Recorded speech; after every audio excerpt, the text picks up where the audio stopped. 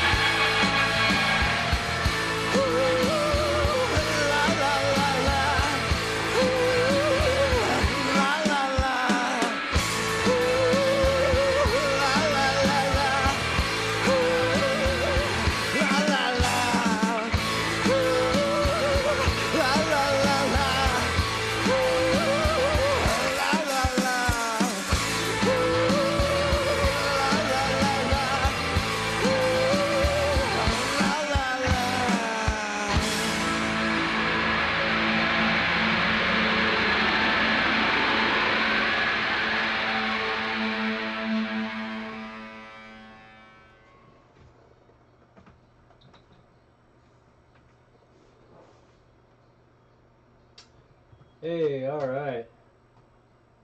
How we doing out there?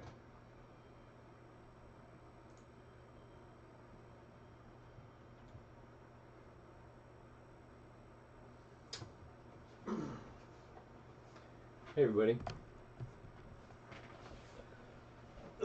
It's Damon. How are we doing tonight? I am here for another stop motion live stream. Let's see if I can get everything set up here. Okay.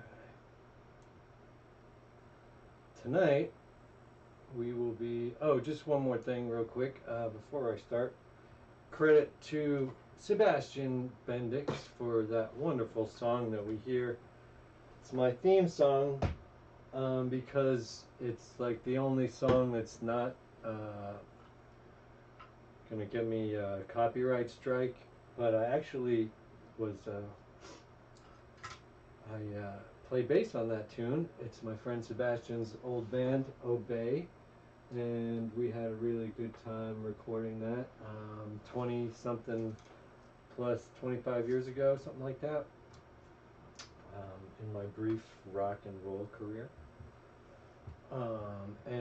Yeah, so I love this. I love that tune because it's called Rich Creamy Nougat, and it's all about. These are a few of my favorite things. Kind of a callback to the old song from what Sound of Music, and but these are a few of my favorite things, and I like to share them with y'all. So that's why I love that song's always been really one of my favorites. Sebastian's a really great musician as well as a really great writer. He wrote a novel. He wrote a few novels and screenplays and things like that. You should really check him out, Sebastian Bendix. But he was my partner when I started this 20-something years ago. 23 years ago, we did Alien 5 Squared together, and we worked on tons of projects together. He helped me out more than anybody else, pretty much, in all these 20 plus years. And but anyway, he's doing podcasting now. He's doing a great podcast called Tentpole Trauma, and you should really check it out. They just did a Krull episode that was amazing. I don't remember ever watching Krull. I have no memory of it at all, but listening to 2 hours of them talking about it was a lot more entertaining, I imagine, than watching Krull again on my own. So anyway, miss you, Sebastian. You got to join us here on one of these live streams one time. So anyway, tonight we're shooting another scene from my stop motion shot for shot recreation of the one of my favorite scenes from Mandalorian, which is the Jawa scene where Mando is scaling the Jawa SandCrawler. And forgive me, I know like the people who are already here already know what we're doing tonight, but this is for the people who are just tuning in or don't know. And so I've been working on this since August. It's coming along really great. Why don't we have a look at what I've got so far, and then you'll see like where this shot fits in somewhere in the middle. So I'm gonna play it without sound because I don't want a copyright strike, but here it is.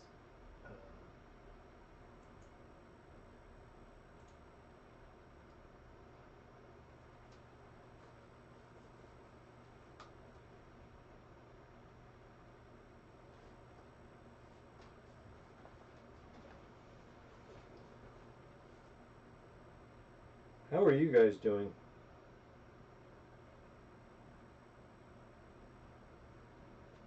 In the chat, tell me how you're doing. You guys working on anything?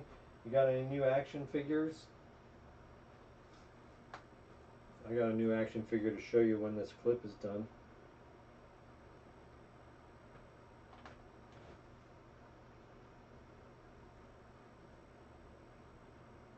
That was the last shot I did the other day.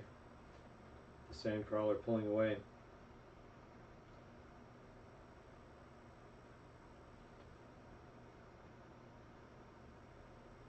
Today we got featured on at SWTVC, the Instagram page dedicated to Star Wars vintage collection, Hasbro's vintage collection. Whoops. Anyway, that was really great. Shout out to Tyler and all the great people over at SWTVC. Got me a lot of new followers, so I hope some of those people join us tonight. And please, if you are in the chat, let me know how you heard about me, how you know. I need to replace my IG-11. Yeah, I know you do. Sorry if that opening. Oh shoot, are we? Oh yeah, sorry, this is blocking. Yeah, I'm sorry if that's triggering for you to see IG-11 in my credit sequence. Nitro.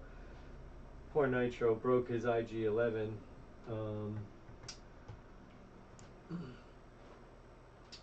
Anyway, so tonight we are. He broke it the day that he got it, right? Like the day soon thereafter. So I feel for you, brother. So tonight we're working on a Grogu shot. and the window you see over here is a live view. It's not live at the moment, but here we'll put it live from my DSLR, which you can see here in my shot. So here, let me show you, maybe there's a better view I can get here. If I lower this down a little bit, give me a second. Oh shoot, how can I do that? I have to apply weight here. No, not low enough.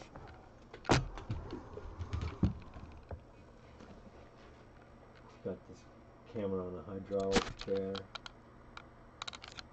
I mean, hydraulic.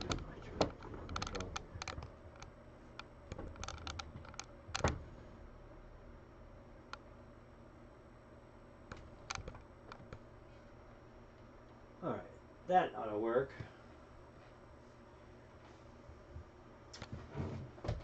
Same day I got, oh shoot. Alright, knocking stuff over left and right here, as I always do.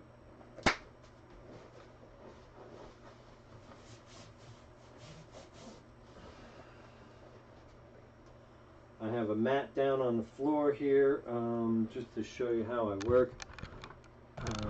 Oh geez, I got all my wires tangled up here, as I always do. So let me try to untangle them. I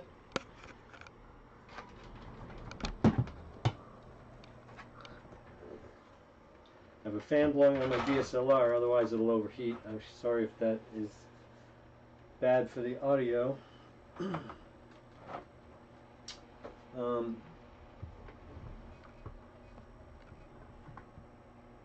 we can... Oh yeah, so yeah, I put down a mat so that it's very important to work safely. So I have a workout mat that's folded over on itself, just to give me some, because I really have screwed up my my neck and my back and stuff. So I highly recommend anybody doing this type of work who gets like sort of sucked into your work and not realizing how taxing it is on your body to like do a lot of repetitive stress. Anyway, just so you know, I work with a mat on the floor to keep myself a little bit able to work longer. It doesn't hurt my back as much. So what I've got here is a very cheap set. It cost me less than 20 bucks, I would say. I've got a wait, what's going on here? Why am I? And that's just an old shot. I don't know why it's showing you that.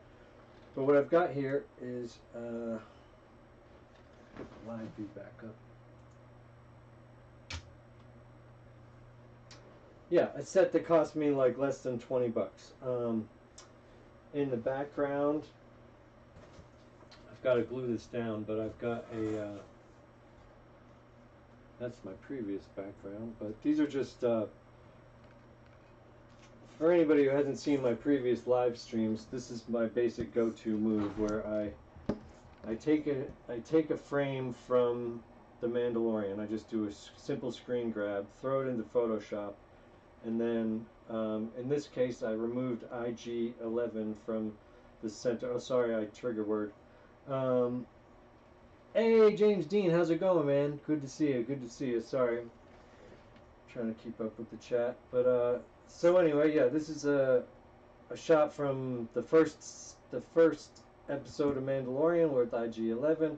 I just put it in Photoshop and airbrushed him out. Let me know in the comments if you'd be interested in seeing that sort of a VFX tutorial, because it's really easy. But I figured it out myself. I don't have any Photoshop training, but I can try to train you the wrong way of doing things that I've figured out. I just assume I don't really know the right way to do things, but I have my way of doing things, which is, got me this far, right? So anyway, so you do a simple screen grab, you airbrush out the characters, you print it out on 11 by 17 cardstock, preferably at like, I go to Kinko's FedEx office, and then I adhere it to foam board to make it nice and durable. And so that is $2 basically after taxes for these color printouts on 11 by 17 cardstock, including buying the cardstock. So that's like $4 right there. Another couple of bucks for the foam board that it's attached to, and then for my ground here, it's just some paperboard, some brown paperboard, again from the same back row at Blick Art and Supply Store that you'll find the foam board. You've got this thinner paperboard that comes in multicolors and is a little cheaper than the foam board, but well, I don't know, it's comparable. A big sheet like this is like $10 or something. I don't know. I gotta look it up, but it's like $5 to $10, $7. I don't know, somewhere in that range. But then I sprayed some glue, some spray glue on it, which is some some photo mounting spray, and then I just sprinkled dirt on it, right? And have some rocks from my garden outside, the courtyard at my apartment complex. And then I've got some decorative stones that I got at Home Depot for like, whatever, $1 or whatever for, a couple of pounds worth of stones. I got as many as I need over here. I use them for a lot of my dioramas. And so that's it. The three, a couple bucks here, a couple bucks there, and we're ready to roll. I mean, this isn't perfect, but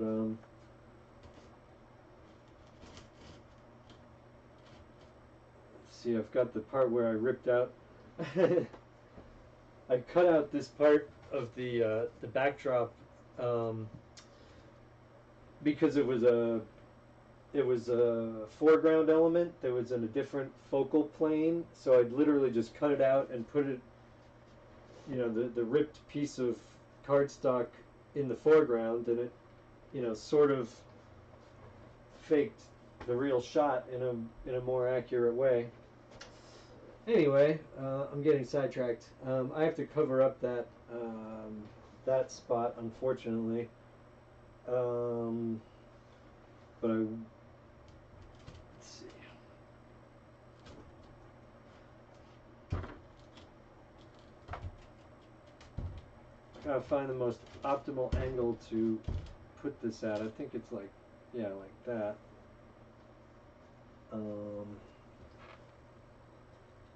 To give myself the maximum amount of play. Anyway, so the drill is what I'm going to do here is I got Grogu, and he's going to be following along next to the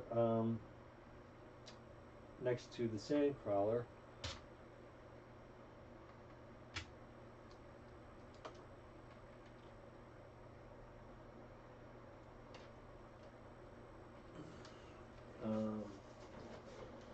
Let me just, where's that? I got that here too. The shot that I'm trying to, oh no, I closed it. I'll show you the shot that we're trying to do today from the actual show, because each of the shots in my toy remake is a direct, shot for shot remake of what is in the show. Okay. Here it is.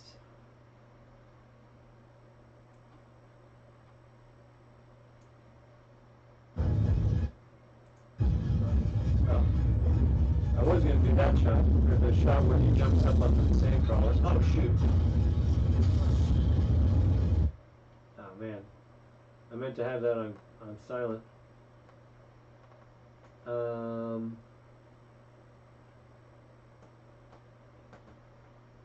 Where is it? Where is it?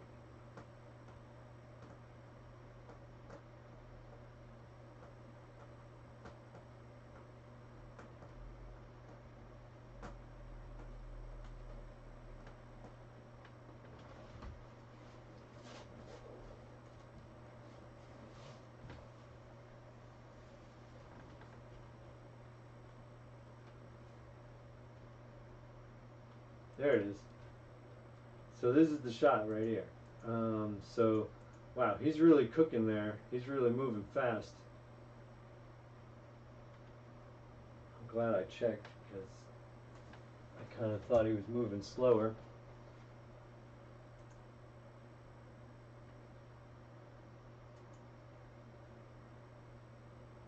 Alright, so here it is. He's pretty far back there. Oh, but he seems to be gaining on the camera at least. Alright, so that's easy enough. It's only like a second or whatever long, right? Let's just do a screen grab of that so that I have it handy and don't have to open this up again.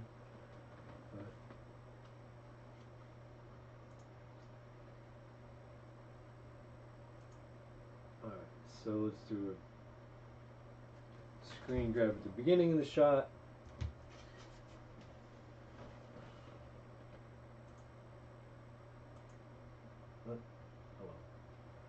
Yeah, at the end of the shot, whatever. We got it.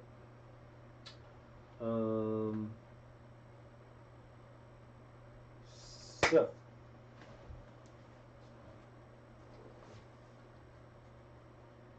Your ears. Oh man, I'm sorry. Was it super loud? I'm so sorry. I literally had that queued up and muted, but then I closed Chrome thinking I was saving my processor. But I forgot that I needed it for that. Let's Chrome again. Alright, so here we are.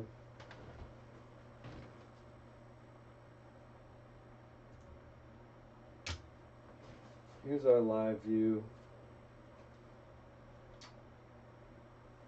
But see, I think my rocks aren't spread out there enough because I need it to be wide enough that the SandCrawler has gone in between. But unfortunately, my table runs out of table.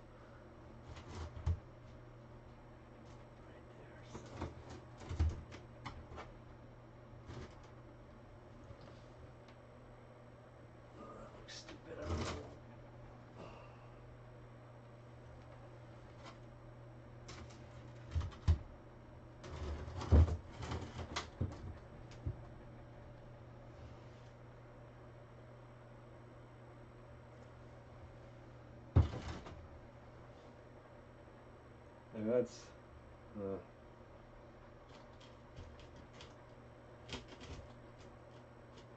I gotta put another something in the back there or something.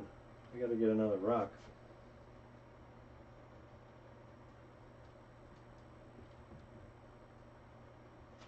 Crap. I need to get another rock from the yard.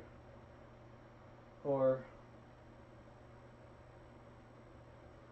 you know, it's just that's not wide enough for the SandCrawler to go through.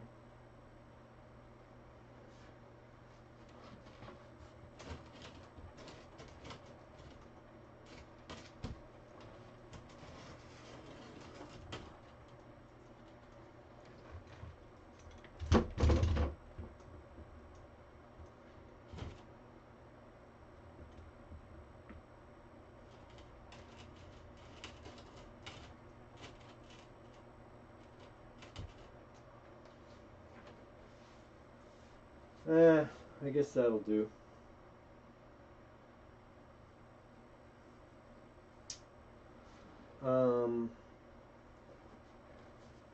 And so anyway, the way that I'm going to do this is just to simply push the paperboard every time, but I'm going to glue this background in place, and it's just going to kind of slide underneath it. But here, yeah, I got to glue that in place, so that'll stay.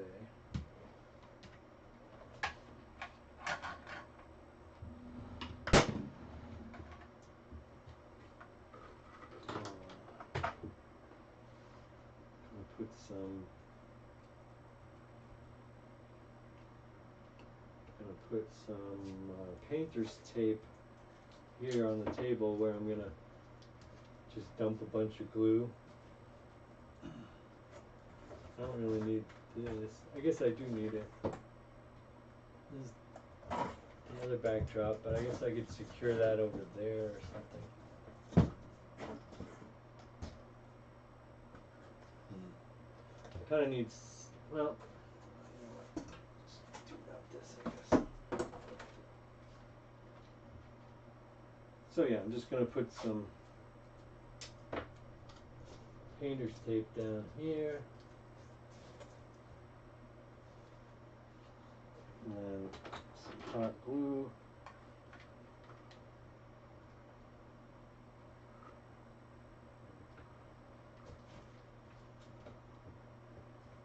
And that's just gonna lock into place there. Nice. Okay, good enough. I'm just gonna have to try to watch the wobble on that. Or try to secure it on the other side somehow.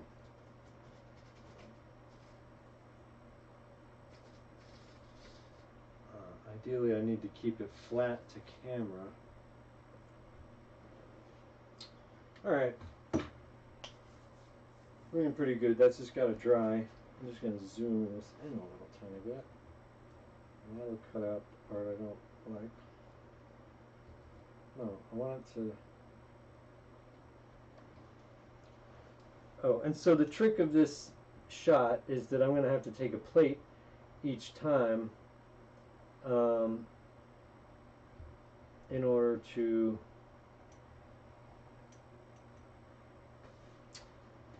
a plate being a clean photo that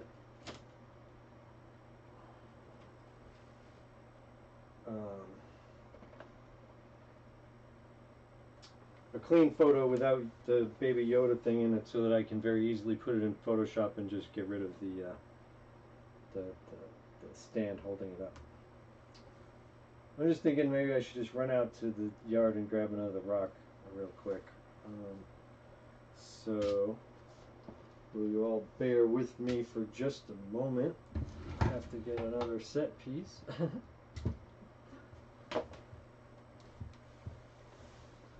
And I have to not knock over everything.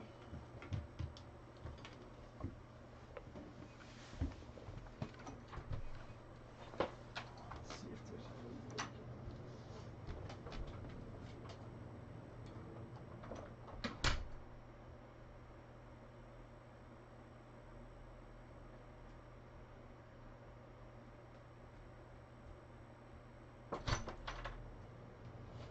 Oh yeah.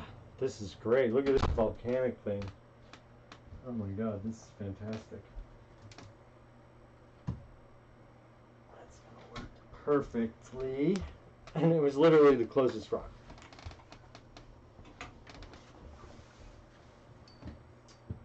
Are we live? Are we live? What's going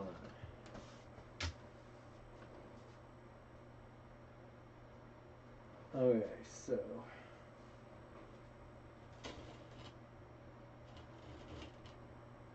Voila, I got my new rock. So that means I can put this one at a more like... Yeah, that's a pretty good angle for that. And then this one could be perfect. So the thing is that these rocks will slide along on the paper. And it's just going to be super easy. I mean, it's going to be a little boring, I think, maybe. It's not like the most exciting shot in the world. Just going to be very kind of repetitive. But it's going to be fun anyway because it's Grogu, right? I think I need to do some scrapes along the floor a little bit because I did scrape along a little bit, but it doesn't really... I want it to look like the SandCrawler drove along here with its treads, but I don't really have anything to simulate the treads. Did that do anything? Kind of.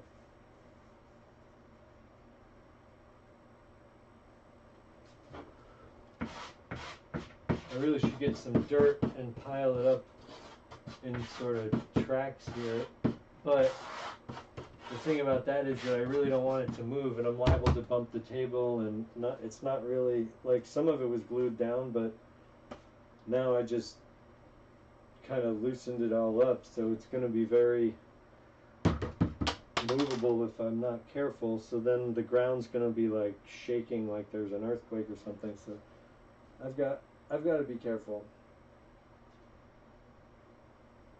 But that's looking pretty good right there, I think. What does everybody else think? Just gonna quickly glue this bassinet thing together because the top keeps coming off and I don't want to keep having to deal with that or have it move. So just some glue where nobody's going to see it is going to deal with that problem, as it does with so many. Okay, so he's going to start out back here.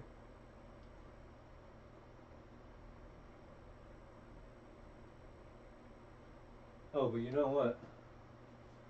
I'm going to pull this as far forward as I can and start.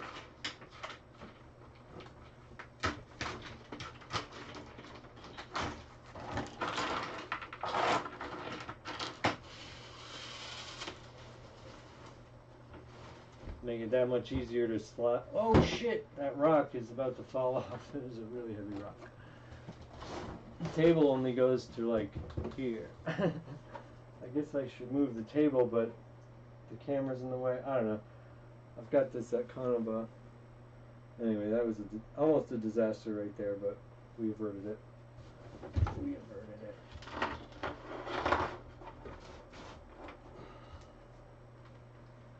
Maybe I should put this rock where it's safer over here, and this one here.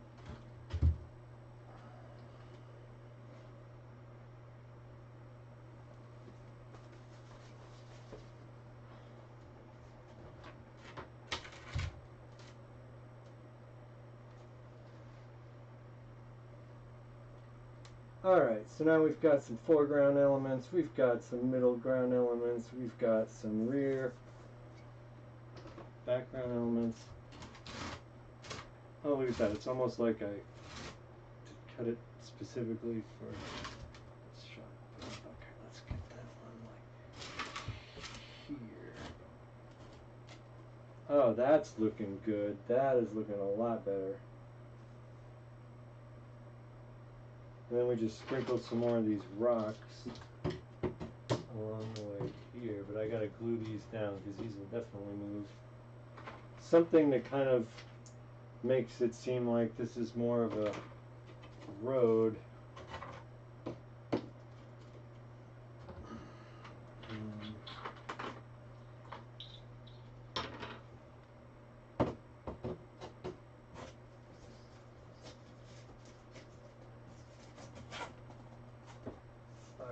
Screwed that up. What happened? I had to re-glue this because I screwed it up. Alright, actually I don't.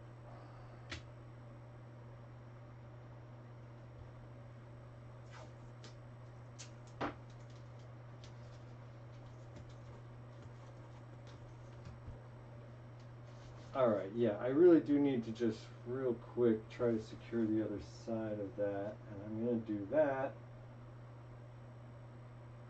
I always like to do it just with something within reach, so here we go. I got this right here, which is just a piece from one of these. I buy a bunch of these really cheap shelving unit things at like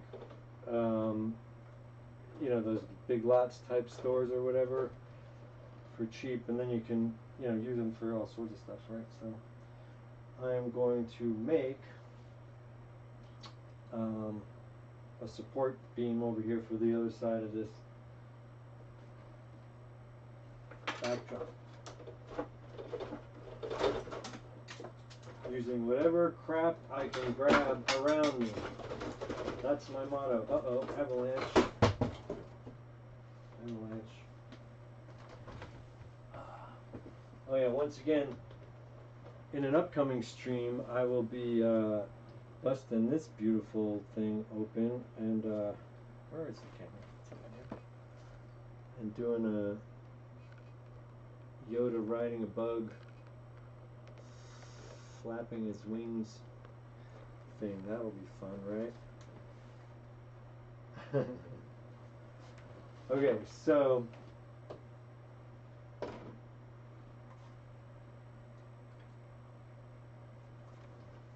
I just need to glue these two pieces into like a little T shape or whatever, so that I can then glue that over there in the corner. I gotta secure this edge over here.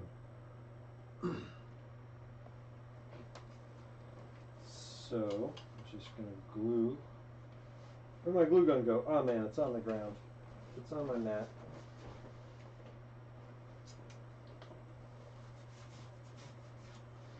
What's really not good for a workout mat is hot glue. Alright, so this was unplugged. I gotta let it heat up again.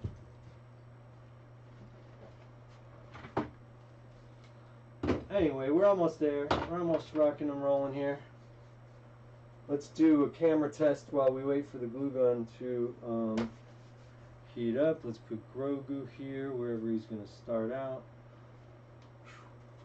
Oh, man.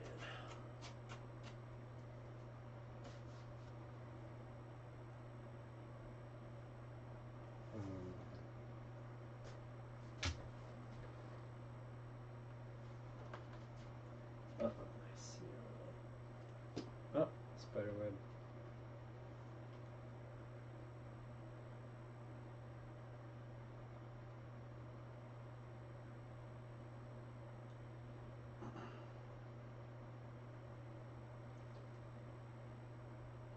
So I'm just going to glue up. So I'm just going to glue Grogu into here so that he doesn't move unnecessarily. I can just animate his head and his arms and stuff more easily if I just kind of glue him in place here. Don't need his body to move.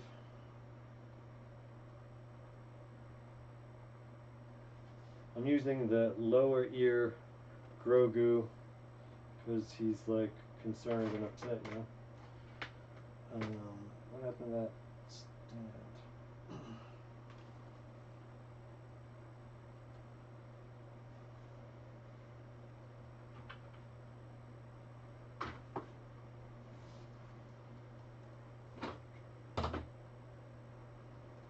What happened to the stand? Just dropped.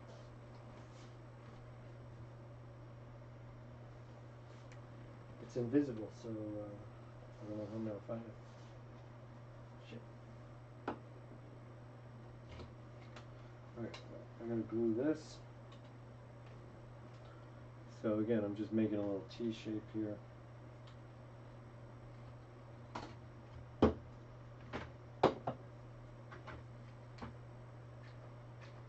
Uh-oh.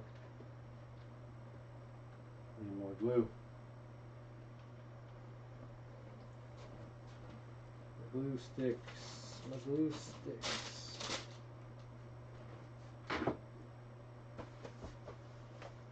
Uh-oh.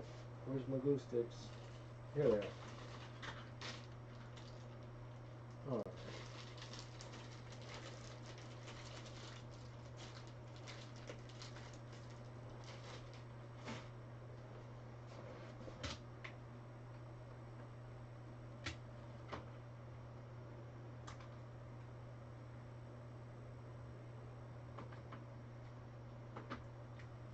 Okay, so far so good there.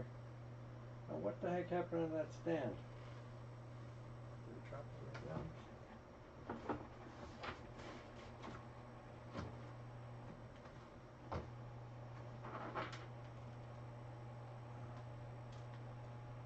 Seriously.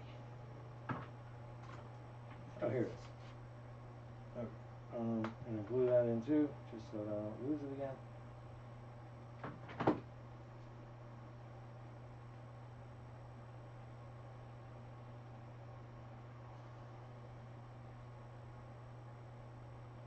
Which way are you supposed to put that brush?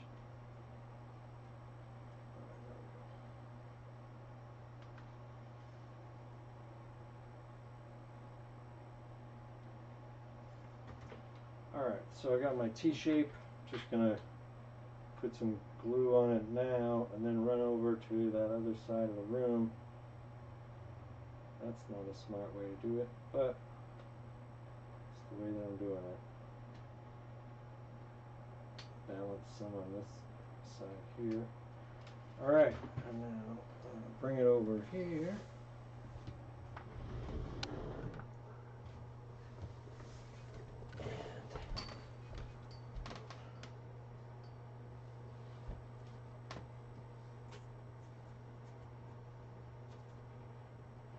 Alright, so that is a really simple solution that is going to hold this in place, so I can really easily slide this along underneath it.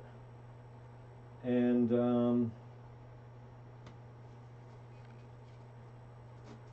that's that.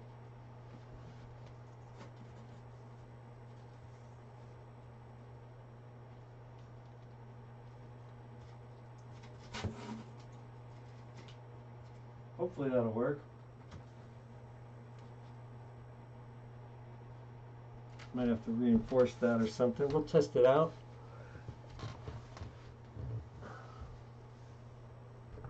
Okay.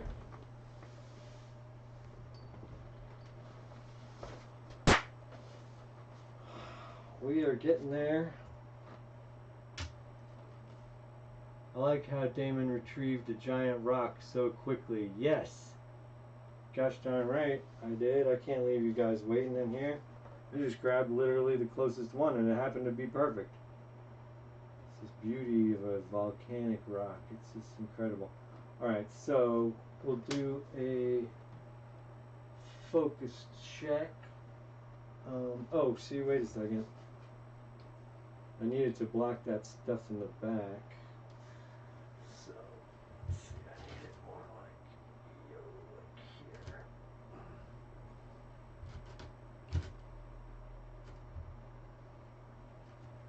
Like that.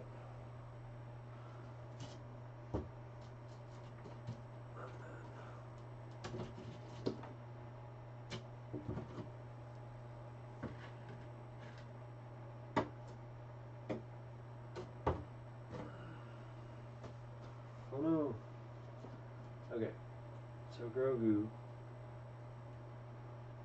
start out like kind of over here.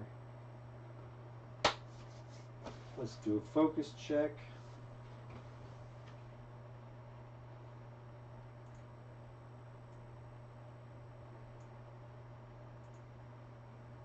Ah, almost right on the money.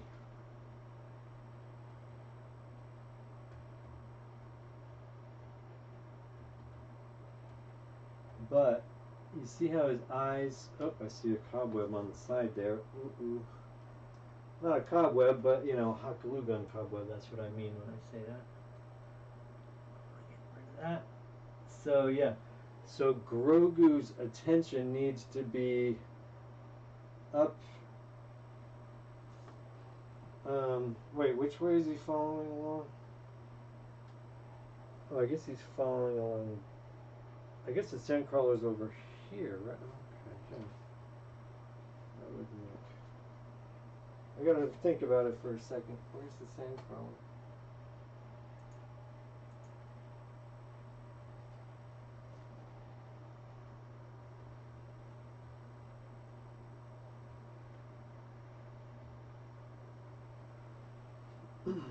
Yeah, so the SandCrawler would be ahead of him on his left.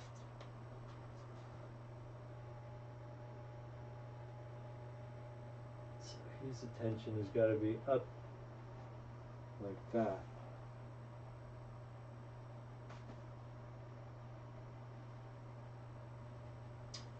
And it's got to seem like it's going Also, I checked my email and apparently I have some figures coming. I wasn't expecting these figures for months. Wow, that's great, man. What figures are they? Alright, so we're going to do a camera test here in camera mode.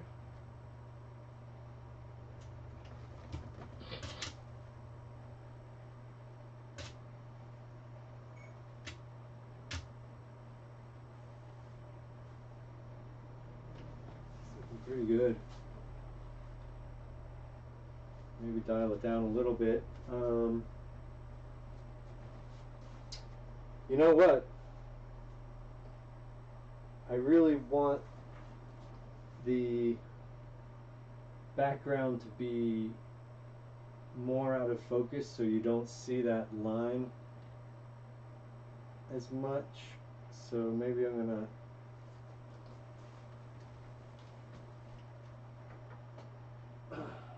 open up the iris. Right now we're at f16 and ISO 200 and like a 3-second long exposure, right? So if I open it up to like 11, opening the iris lets more light in faster, but it closes down your depth of field, you know, so it means the background is going to be more out of focus. You know, anyway, that's basically what that does. Oh, but it's still a 3-second. Maybe it doesn't need to be a full 3-second. Yeah. Close that down a little bit to more of like a 1.5 seconds. Let's see what that does.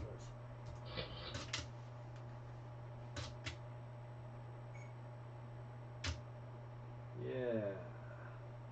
I don't want it to be too out of focus, but just enough that it just kind of blurs the line a little bit between my road and my background.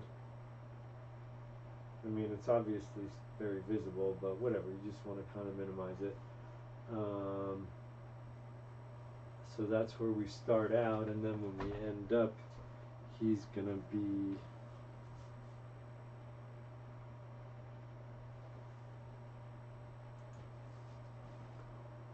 more up here.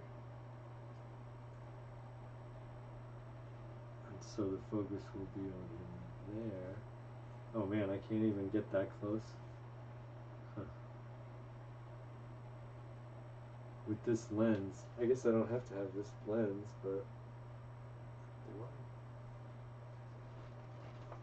anyway, yeah, we'll go with this lens. Oh, I can see that shit in the background. Okay.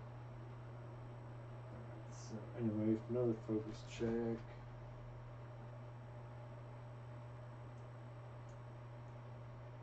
See if I can even focus on it. Nope.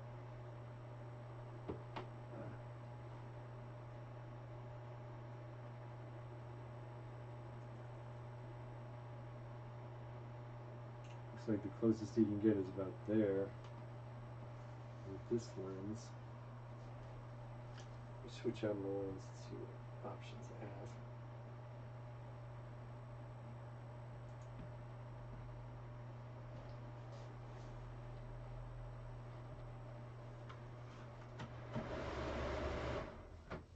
Probably gonna have to turn the software off and on again.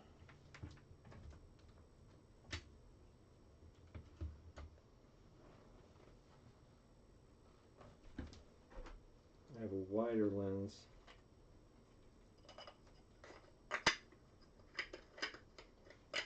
But I don't know if that's gonna be helpful or not.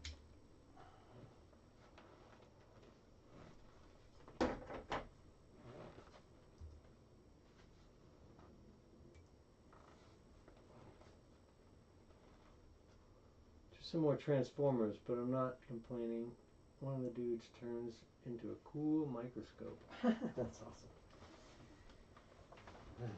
Okay, so what we got here?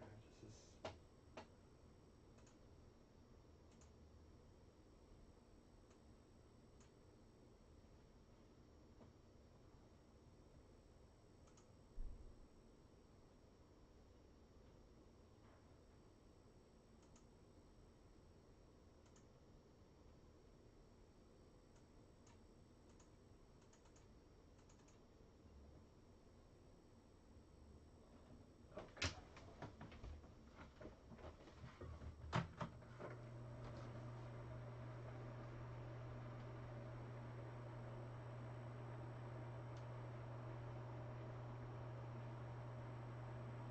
So I switched lenses because this wider lens goes to like a 1/8, where my other one, I think it does.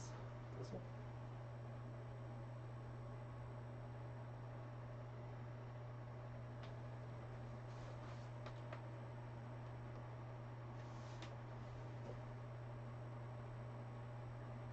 Okay, so where does this leave us here? Let's try it.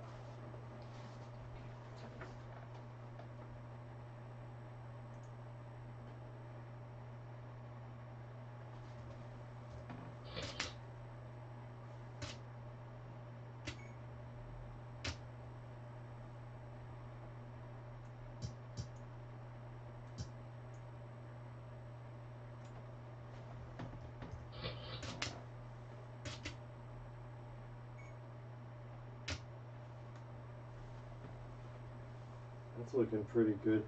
I mean, it also helps get rid of the seam. It's right here.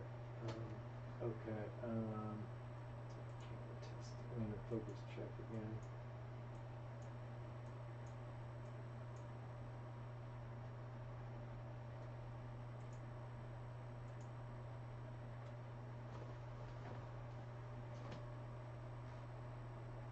Let's see.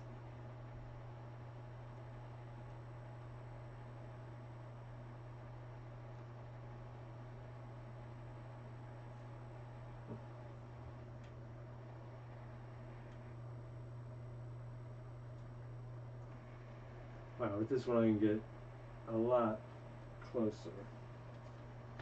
I don't need to get this close, but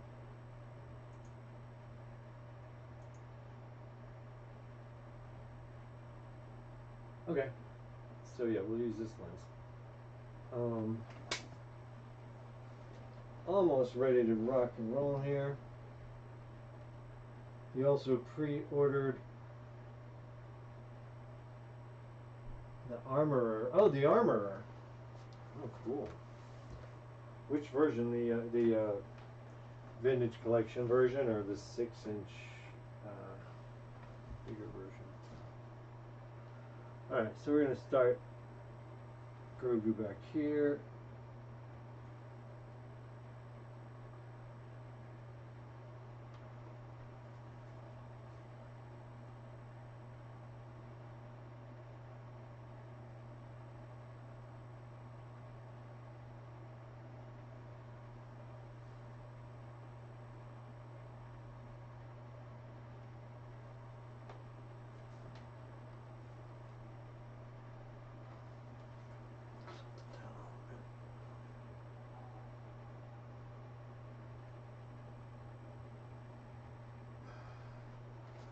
No, let's see. I don't want to do this.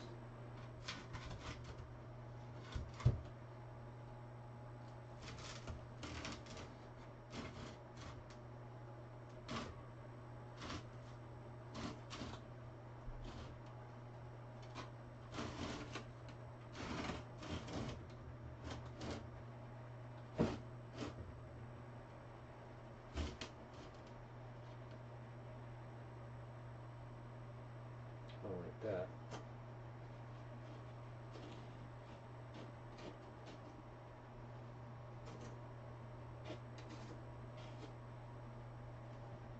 Cat hairs I don't like that much. Hey, but there could be a giant animal that lives around here.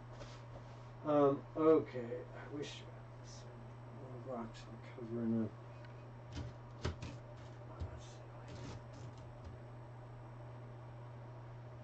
Yeah, that's pretty good. Except the SandCrawler couldn't get through that.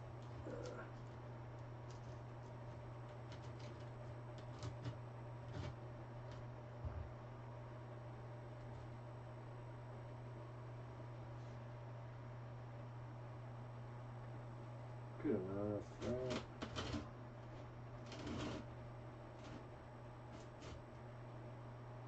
That's pretty good. Vintage version, your scale type stuff. I don't care for Black Series scale. Huh, good. I agree. Okay. So are we good? Do I like this exposure? What do we got? What do we got? Let's do another camera test.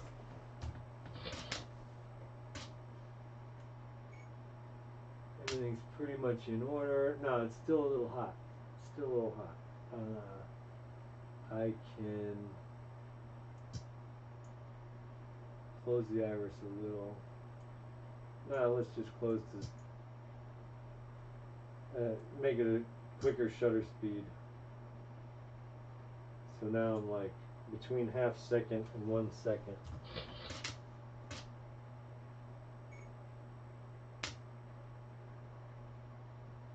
Yeah, that's good, because it's like this weird overcast kind of weird kind of thing, so that's looking pretty good, right? I think that's looking pretty good. Got nice high contrast. Our blacks are black, we're not blowing out. That seems a little visible. I'm going to see if there's any way I can dial out the seam. This seam in the back here. That's really bad because I didn't. The white edge of the paper is visible. But it's like worse depending on how the light shines on it. So let's see. That's the one last thing, and then we're ready to shoot here. Appreciate the patience that anybody has.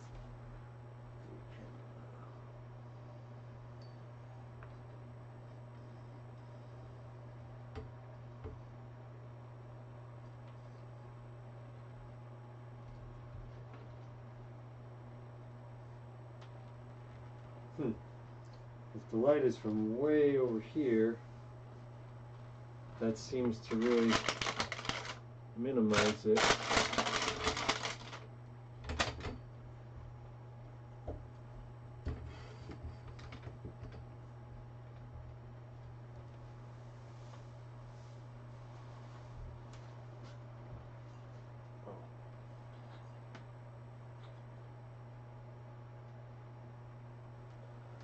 I've got 4 lights in my ceiling fan. It's coming from the opposite direction, but the lights, I want the stronger light to be coming from the other side, so I just unplugged 2 of those lights. So let's see how that changes the lighting. Well, I mean, I successfully minimized the seam, but I'm going to open it up just a little bit, just a little longer of a shutter speed, because that's a little too dim there. Pretty good right there. Open it up to 1 second, see what that does.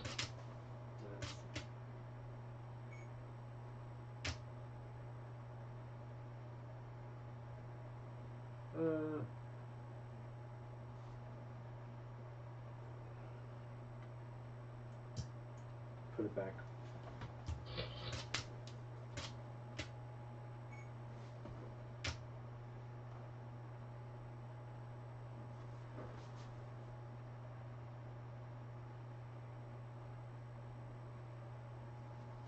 Can't decide.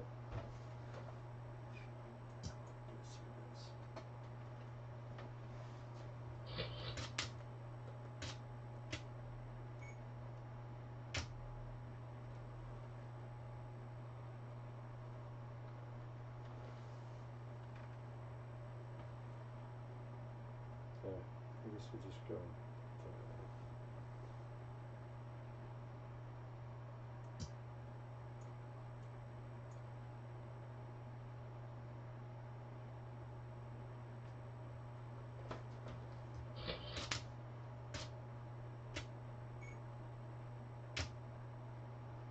Yeah, I guess that's good. That seems a little dim. I don't know. I think it'll be alright.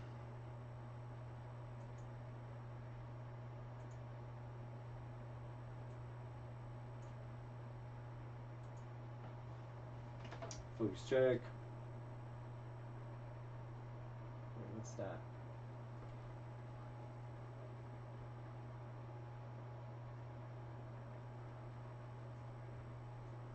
Cat hairs.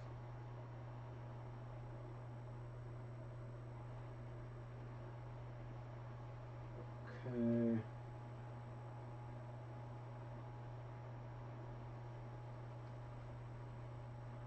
Perfect. So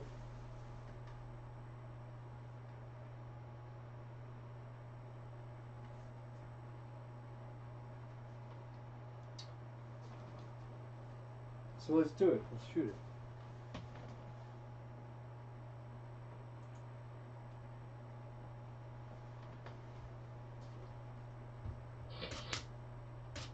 Oh, gotta get rid of my test shots.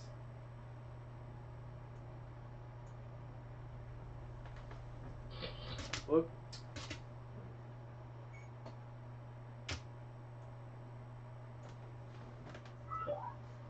Okay. Good. First shot in the can. What did it only take, like an hour?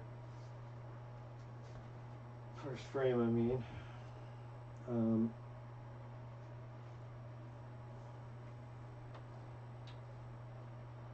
Alright, so we slide the... Oh, can you guys see everything?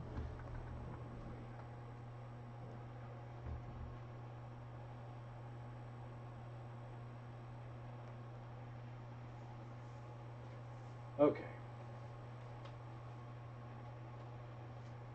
So, for every 2 frames, I mean, yeah, we take 2 frames and then we move the road.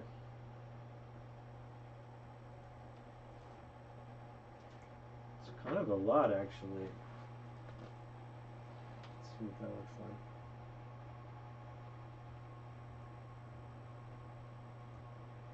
Wow.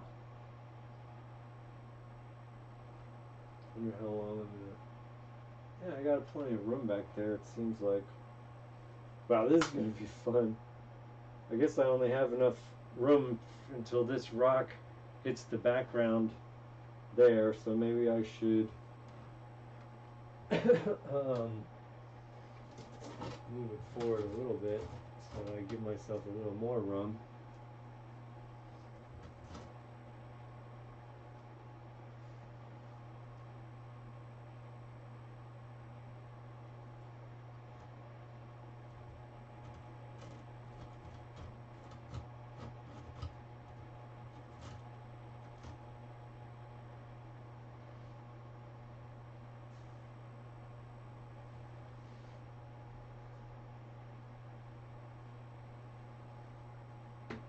Okay.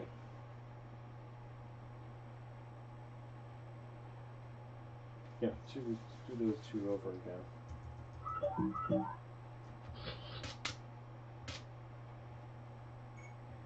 Oh, no.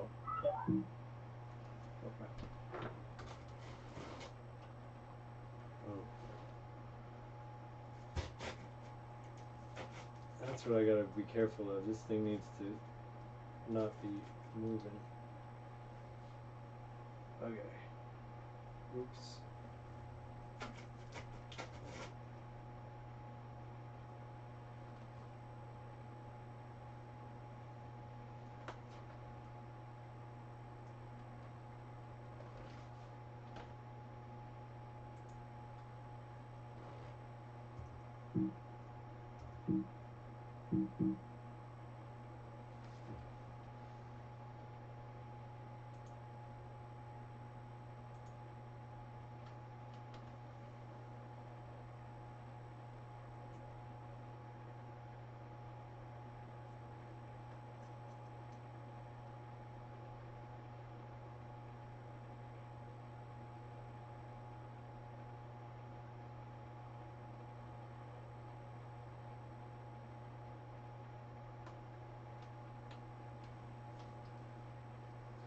Okay, try that again. Oh, and I forgot to do my plate. Yeah, I gotta remember to do a plate every time. So. Uh-oh. Wait a minute.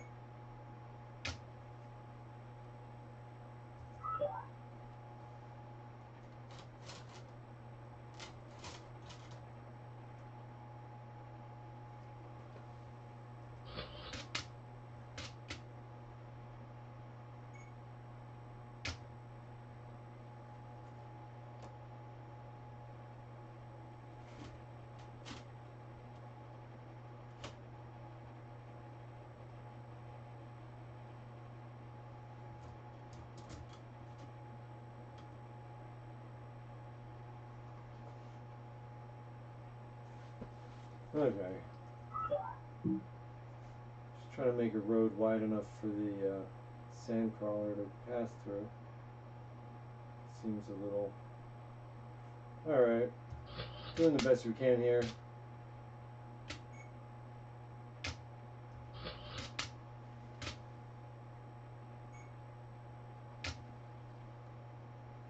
Alright. So I've got my 2 frames. Now I've got to remove him. And try to remember where he was. Get that plate. Now the annoying thing is that I got to take the plate and put it back to the beginning of the sequence every time I do this. I'm going to take 2 frames and then the plate, and then I have to stick the plates all at the beginning so they don't disturb the flow of my animation playback. So there, now I've posted it back at the beginning. Now putting this back where it was, which was right here. Oh, but it's going to be ahead a little bit. It's going to have moved up. It's going to be gaining on the camera here, so I'm going to push the road back. Oh, we don't see what we're doing live? There we go. So now I push the road back.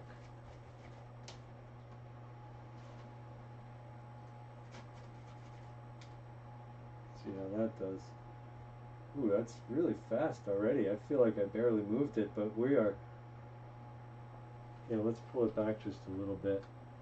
Because if I get that much motion out of that little movement, yeah, that's pretty good right there already.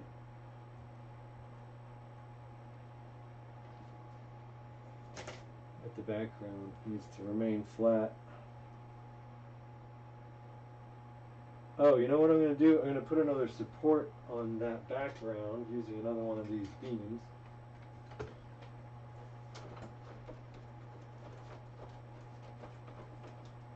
So that it'll hold better.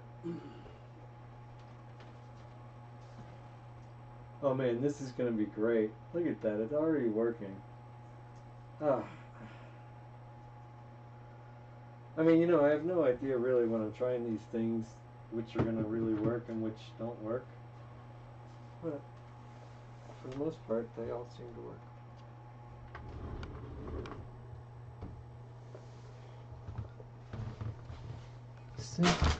Simple tricks and nonsense, right? Okay, so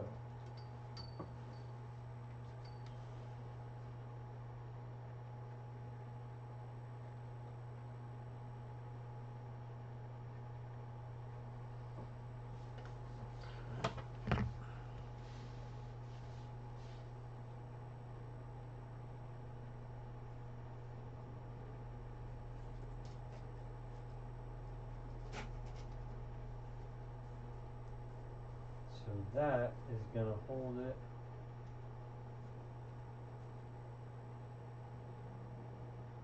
level or perpendicular to the ground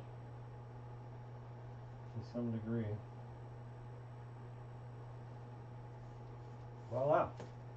Done. Alright, so that'll make things a little easier, I think.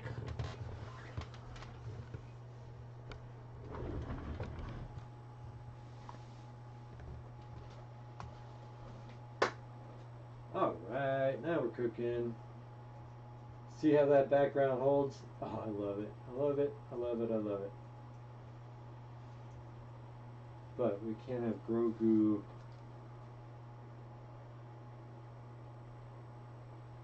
just driving straight.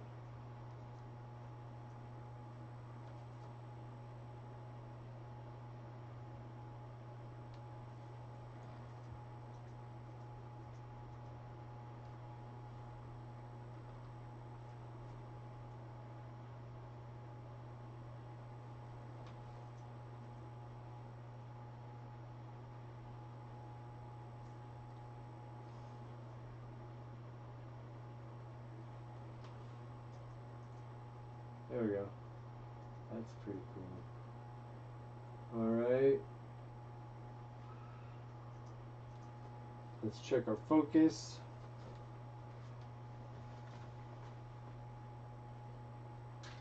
Oh man. This shot is going to be more fun than I expected.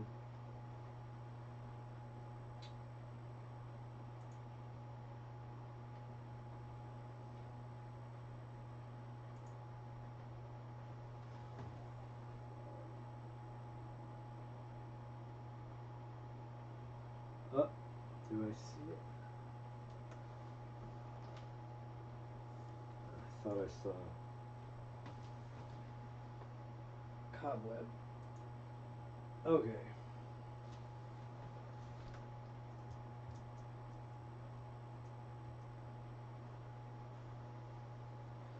How come you can see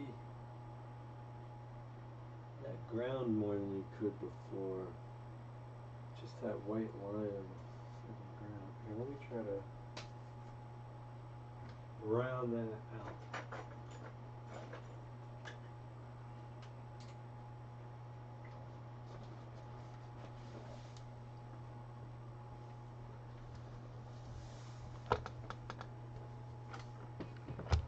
I have a brown Sharpie here. Hopefully I can do a delicate procedure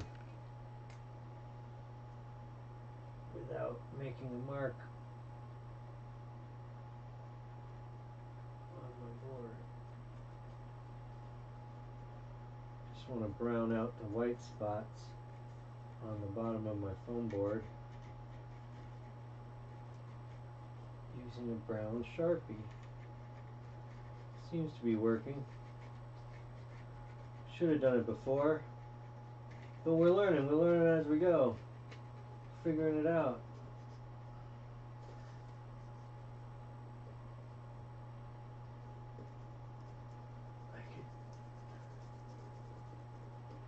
Oh, here's an idea.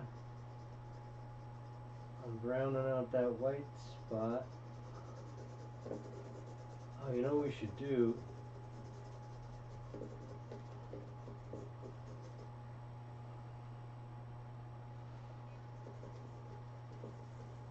Just so if that white spot shows it's a brown spot instead of a white spot. Okay. Yeah, that ought to help. And then I just had an idea that might be even better. Oh. Oops. Knocked my camera off. Oh, I didn't glue this camera down. Shoot, I gotta do that. Ah. Sorry. Just gonna have to start that over anyway, but yeah, that's actually a lot better. But what this still needs is possibly. I'm back. Hey Nitro, we didn't miss anything. A couple of false starts, but I've got an idea here. I don't know if these bags are gonna work for it.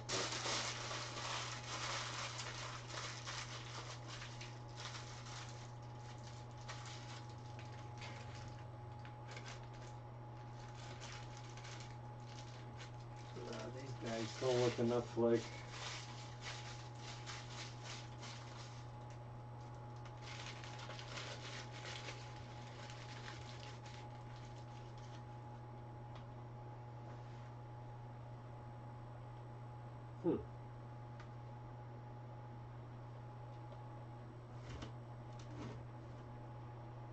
Yeah.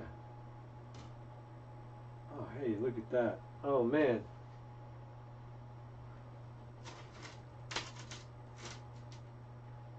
That just really opened things up. I just used a paper bag here. This was an idea that I just saw from, what's this, DCC Animation, who did that amazing Zorro thing on the Lazy Susan, and he used a paper bags as rocks. So this was just a paper bag that I got at CVS for my free N95s. If you haven't picked up your N95s, go to CVS and get them. Anyway, just crumple it up here, and I'm just going to glue it to this spot in the back, and it'll be a rocky, it'll just block that thing that I need blocked. So, glue gun, where'd my glue gun go? Oh, it's over there. So glad I remembered to do this, because I thought about it the other day that I should have done it for one of my other.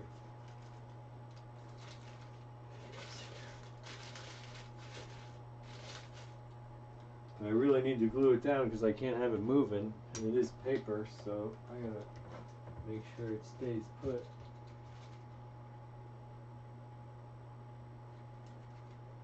To itself. Oh, but actually the road's gonna slide underneath it, but hopefully that'll work. Uh-oh.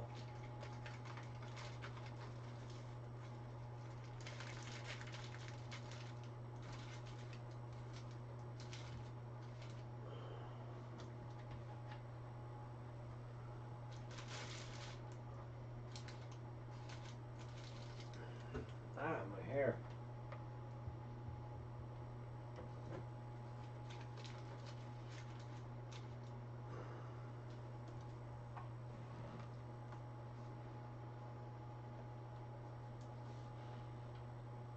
Perfect, that just gives us enough extra elbow room so that it's clear that the SandCrawler should get through here, but we gotta get rid of these cobwebs. Okay.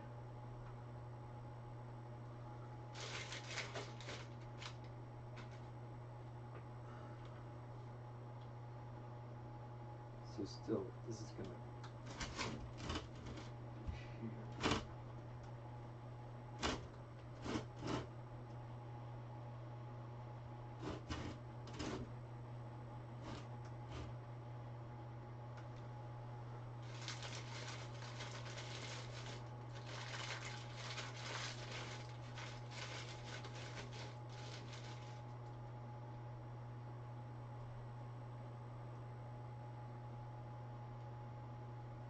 Looks pretty good.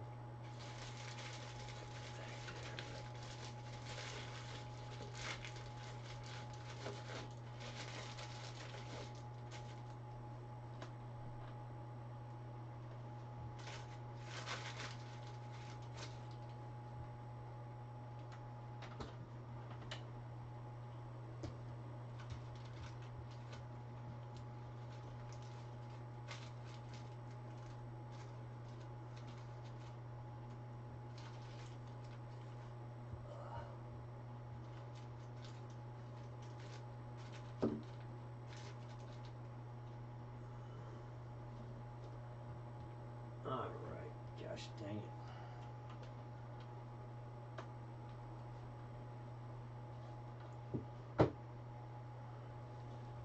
Alright, let's just do a camera test and see if that's better.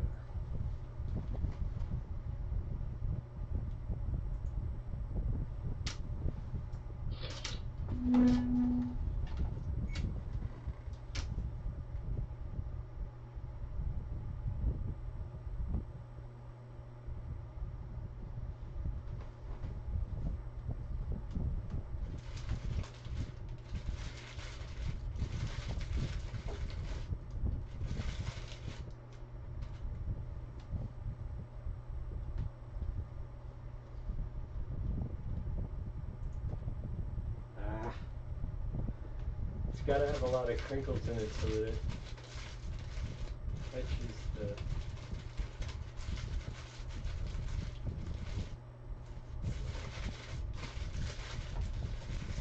It looked just right. I shouldn't have messed with it.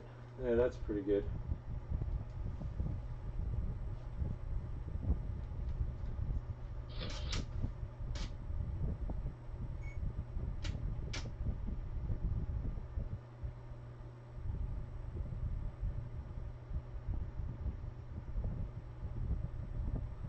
It's a little shiny.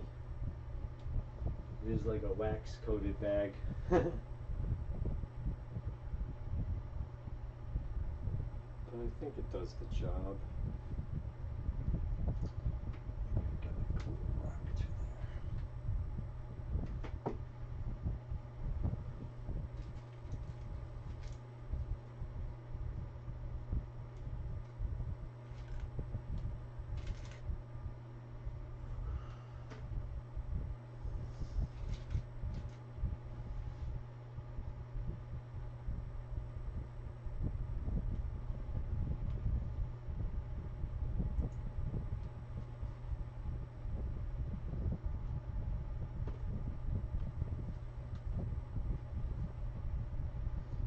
Well,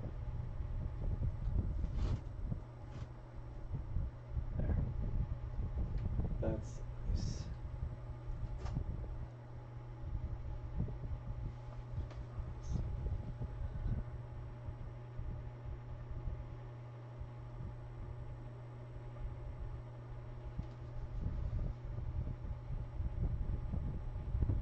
Okay, now I think we're ready to shoot. Man, I have a Black Series Ray-Ban pre-order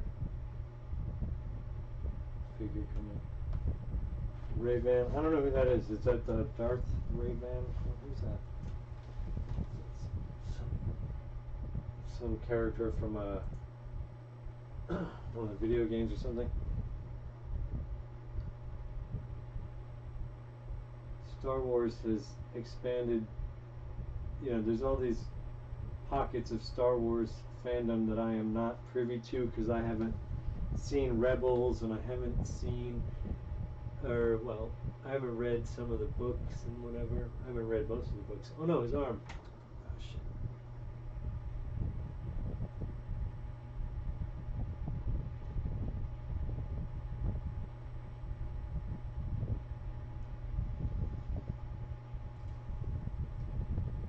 I mean, the name sounds familiar. I know I've heard of him, but I just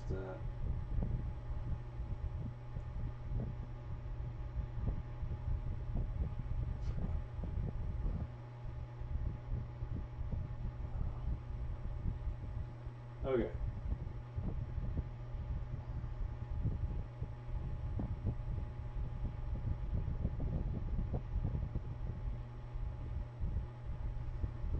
Whew. Alright, try this again. Where do we start him out? Back here. Man, he's a tiny figure. Look at how big my thumb is compared to this guy.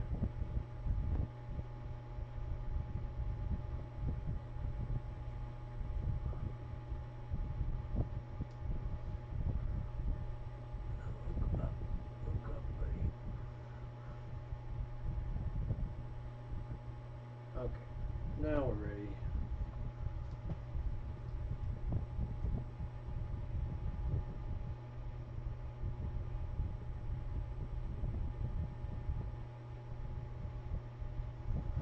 Whew. All right. Hey, who's here? Gnarly Charlie 47. What's going on?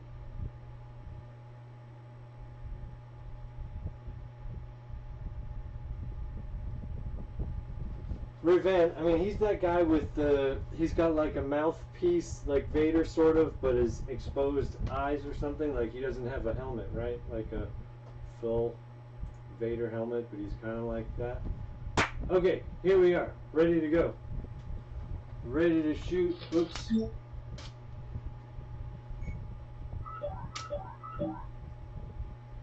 Oh, no, we're not ready.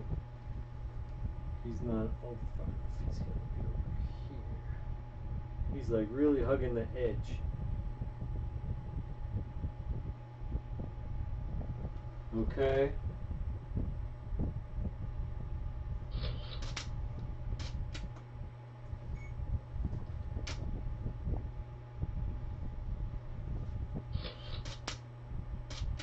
Okay, so two shots, and then we're shooting a plate. So then we remove the figure. Trying to remember where he is. shoot the plate. Now move the plate back to the beginning of the shot so that it gets out of the way of the flow of the animation. Sorry to be repetitive, but I just had to do that over again. So we are. So yeah, by all means, if anybody's got any questions. Oh, did I get the HasLab Unicron? Is that the I sure didn't, but Nitro, did you get that?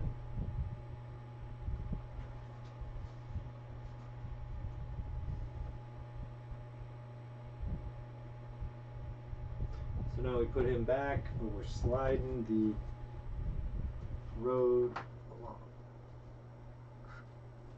Oh. Sorry, forgot to give you the live view while I did that. Okay, wow.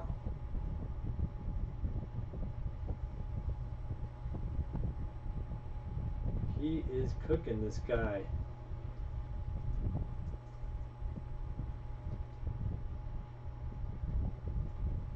Why does he look like he wasn't in focus in that last shot? Was he or wasn't he?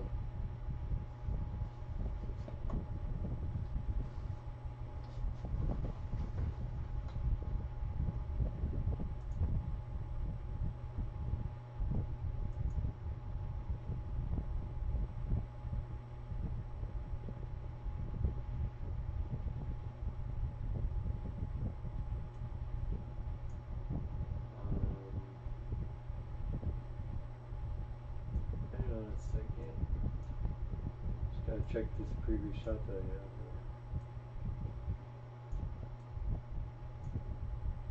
Yeah, he was in focus.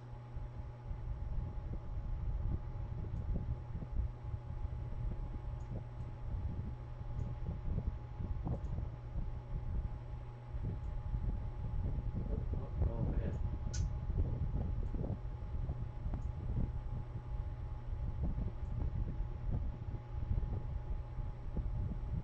Okay, whoa, getting dizzy.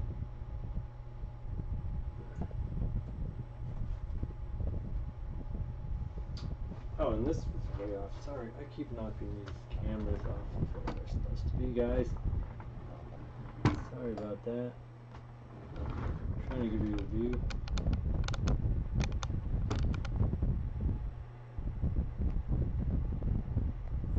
Going over here.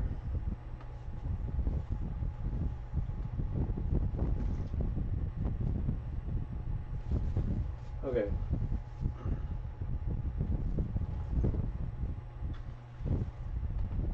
Did you get it? Did anybody get this HasLab transformer guy? I sure did. I'm trying to see the chat here. It's hard for me to see my things. Right, okay. Alright, now we're cooking.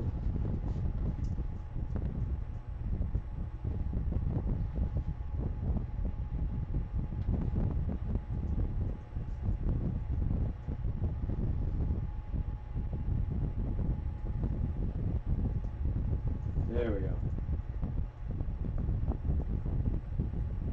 Ooh, I like this.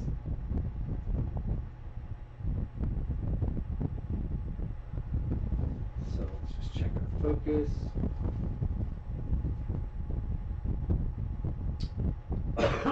Oh, well, let me show you something. See if anybody else cares or is excited about this. I got a something I want to give away. You know, I've been really lucky to have a lot of new followers on Instagram. I hit 500 just last week, and then I didn't get them way too big and not attractive from the back. Alright, phrasing.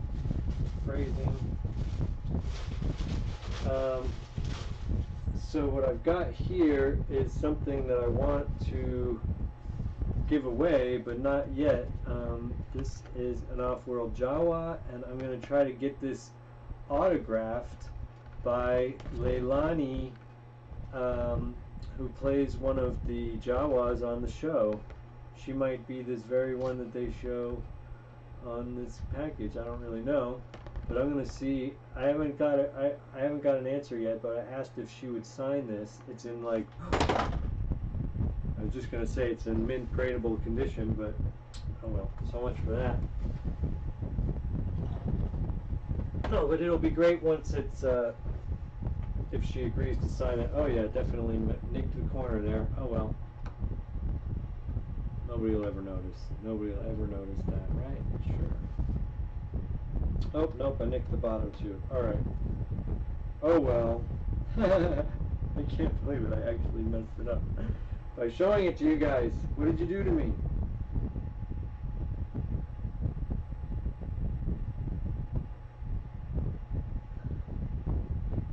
So yeah, anyway, what I would like to do with this Jawa is maybe get a different one that's more mint than this, since I just messed it up. But get that autographed and then give it away to a randomly chosen, or maybe not randomly chosen, follower who shares my videos. So anyway, wouldn't that be cool if I was able to get that autographed by one of the Jawas from the actual show? She's actually in both Book of Boba Fett and Mandalorian, but she most specifically is in this scene that I'm doing here. So okay, so here we go. Oh, we were going to do a focus check, right?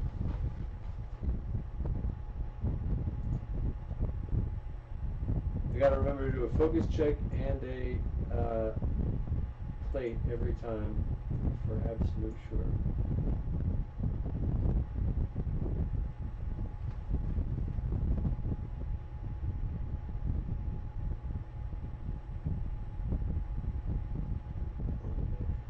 Dial that in.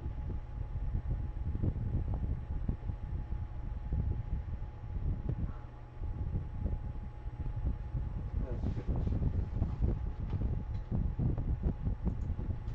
Okay.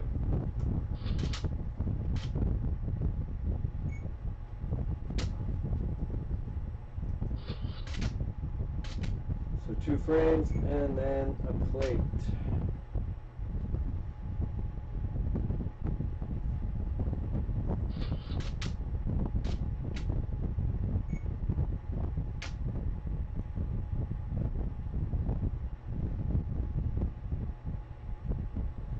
Back in, remove the plate, put the plate back to the front of the line,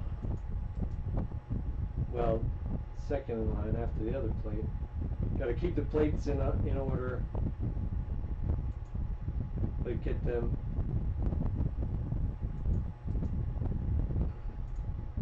out of the way so that they don't mess up my animation. So now we move this to the road a little bit.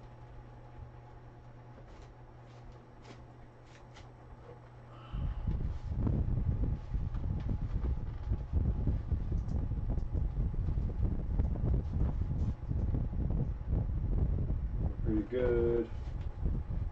I got the onion skin effect on there right now so that we can see where the previous shot had them. So now I'll remove that so it doesn't confuse things.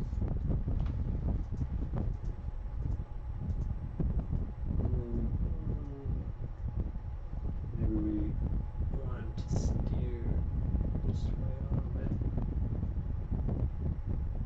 Yeah.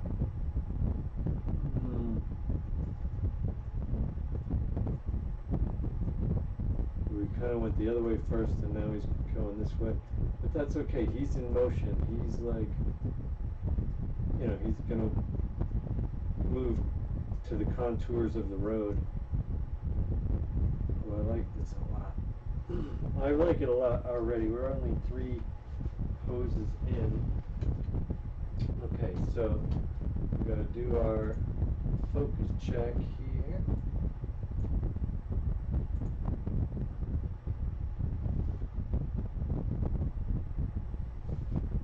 Pretty good.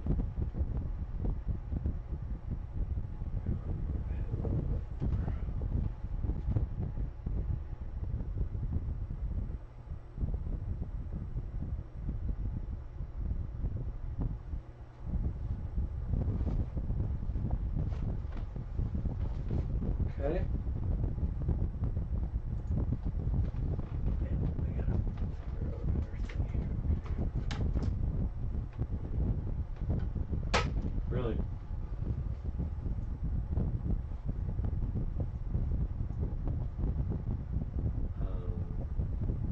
Back to my cinematography mode or my animation mode. Sorry. There we go.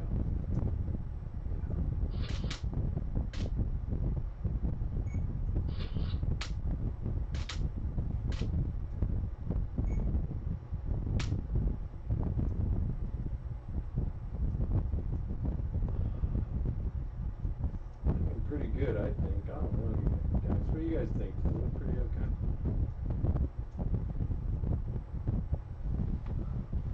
I gotta do my plate.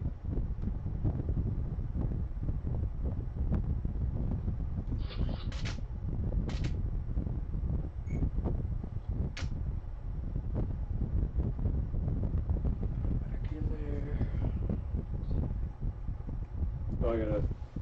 Right. See, if I don't take the plate out, it does like that, and I don't really want that. So, take the plate out.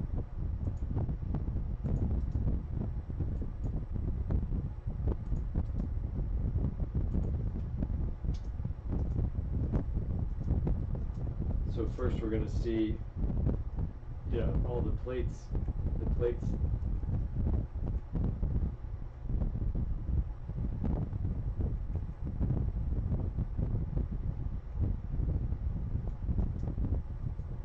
So it's kind of like a weird, anyway, looks a little weird, but it's alright.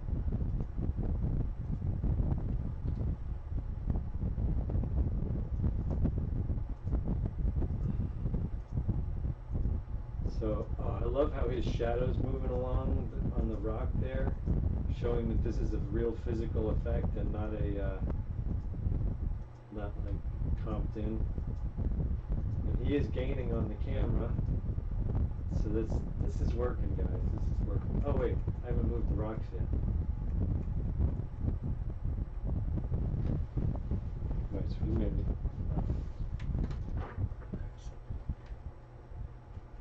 Oh, I never glued down my tripod. I'll just have to be real careful.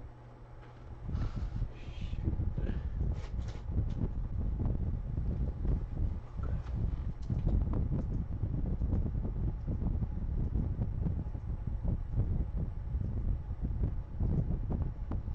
Okay, looking good. Focus check. I think it's probably fine, but oh no, dial it in.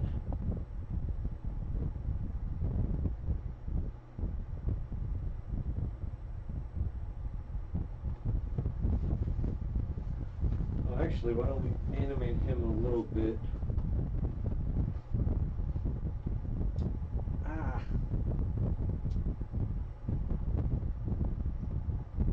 These glasses are killing me. Half my hairs are half the length of the other ones because they all snap getting caught.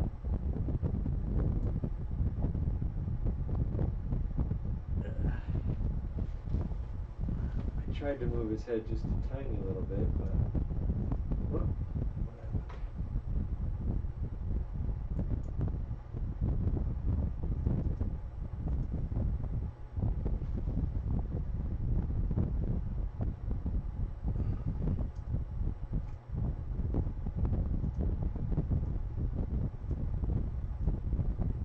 Yeah, I think that looks pretty good.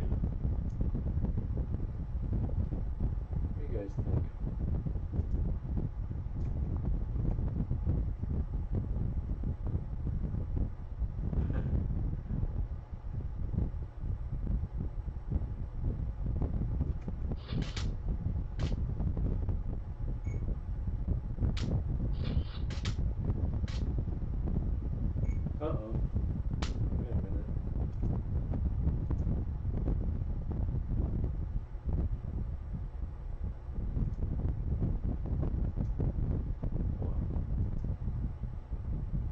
like my stuff is showing on that other edge there, but I'll just have to zoom it in just a tiny bit.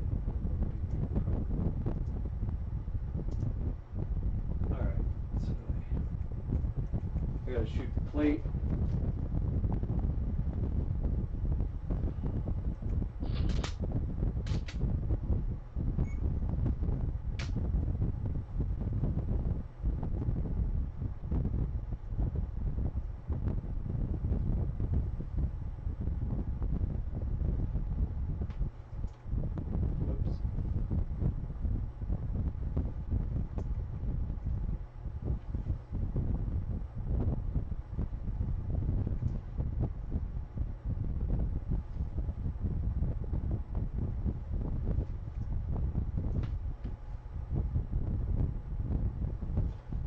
Okay, so I gotta remove that plate.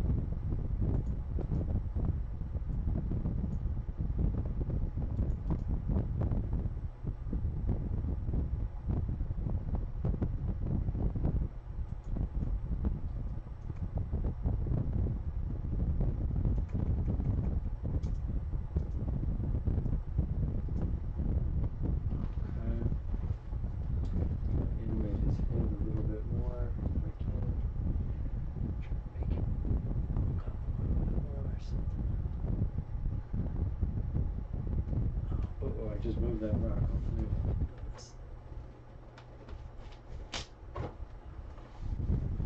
Move the road a little bit more.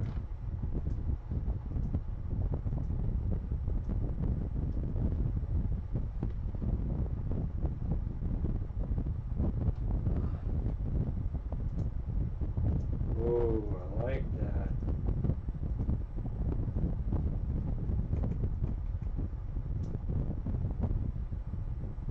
Really cooking.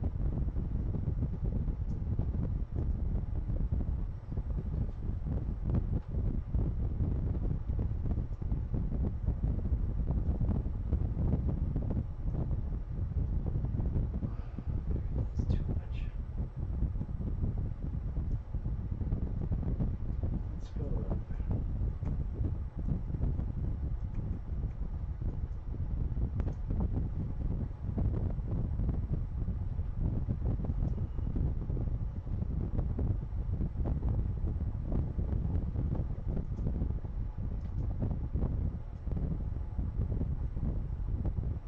Yeah, I think that looks pretty good.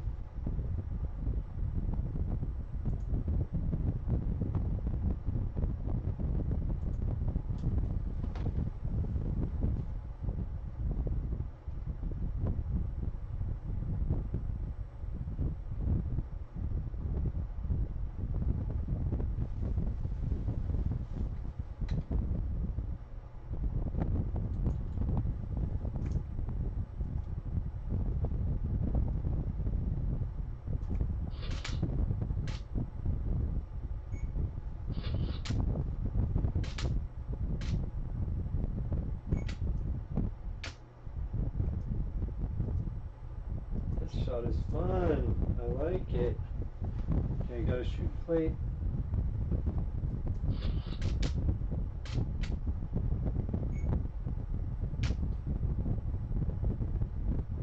I love how it's just a different, so many of the shots are different setups, totally different kind of setups. And the way that this road just, the road doesn't blend very well with that background, but what the hell am I going to do, I guess I could slowly be moving the background back at a different rate so that it kind of like gets further off in the distance. But screw it, it's just 1 second. It's more important that the foreground elements move.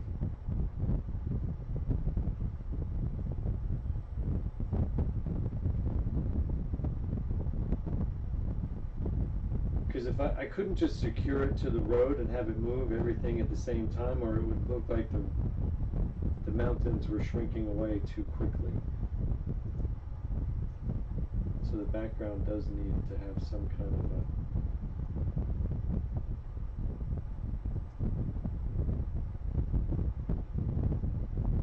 a... but I wanted to show the moving road, you know. Anyway, whatever, it is what it is. It's not perfect. Okay, so I gotta get rid of my plate.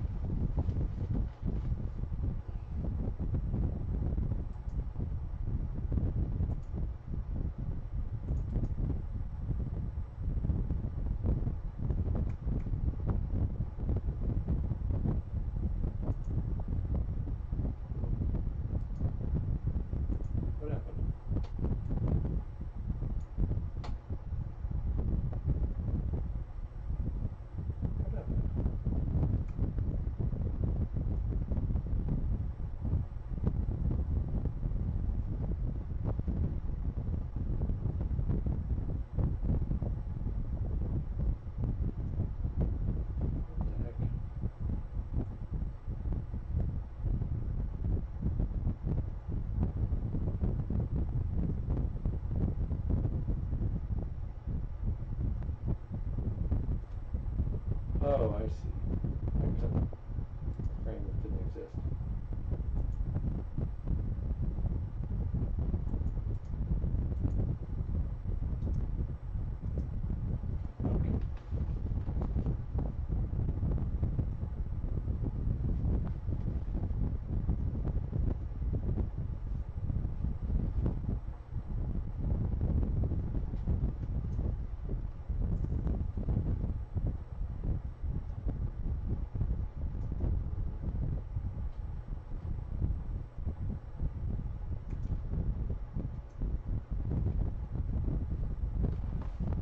Okay.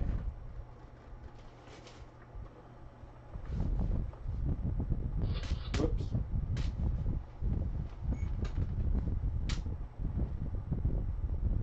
James asks, what shows do I watch? Not a lot of stuff. I mean, I watch all the Marvel shows and the Disney, the Star Wars shows. Lately I've been watching Euphoria, which is a really well-made show. It's not really for my target demographic, but it sure is well-made. Okay, so I gotta do what shows do you guys watch? I mean, you know what's crazy? One show that I watch is Home Economics, which is not something that I would normally watch, like a family comedy, whatever, a very wholesome type of an ABC show.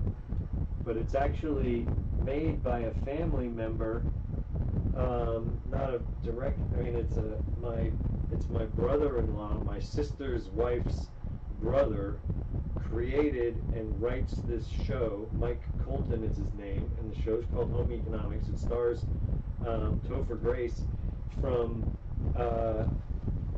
that '70s show, but one of the other main characters in it, who plays the wife of the sister of the Topher Grace, who's a character essentially based on my sister, is played by Sashir Zamata from Saturday Night Live. And of course, my sister, of course, is not black, but so they changed certain things about her character.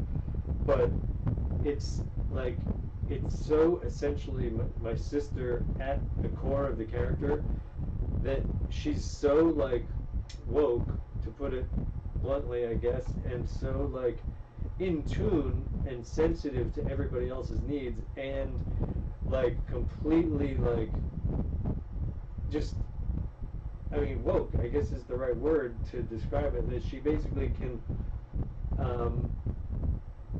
know exactly what the right thing to do in any given situation. And that's my sister. She's so I mean, so much of the character is actually based on my sister that it's remarkable, even though there's a lot of things that are very different, obviously. But it's a great show. It's a real. I thought I was going to have to pretend that I liked the show, but I really like the show. It's really funny, amazing cast, well produced. I mean, just well done in every way, really. Highly recommend. But what shows do you guys watch? I pretty much like all of the what Disney has done with the Marvel and Star Wars universes, bringing them to TV. I was really worried that they were going to be terrible, and to some degree, Book of Boba Fett, the finale left a little to be desired. There was something off about it, but it was still pretty awesome. I mean, come on, still pretty awesome.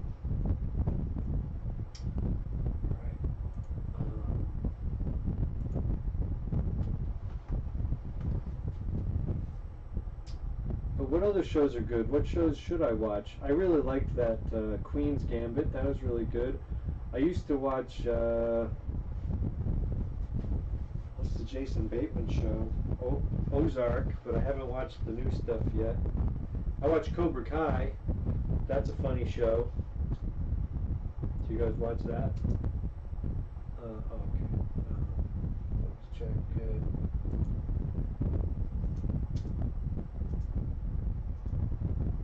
Oh, my little paper bag in the back is rustling, revealing itself to be not a rock. But that's all right.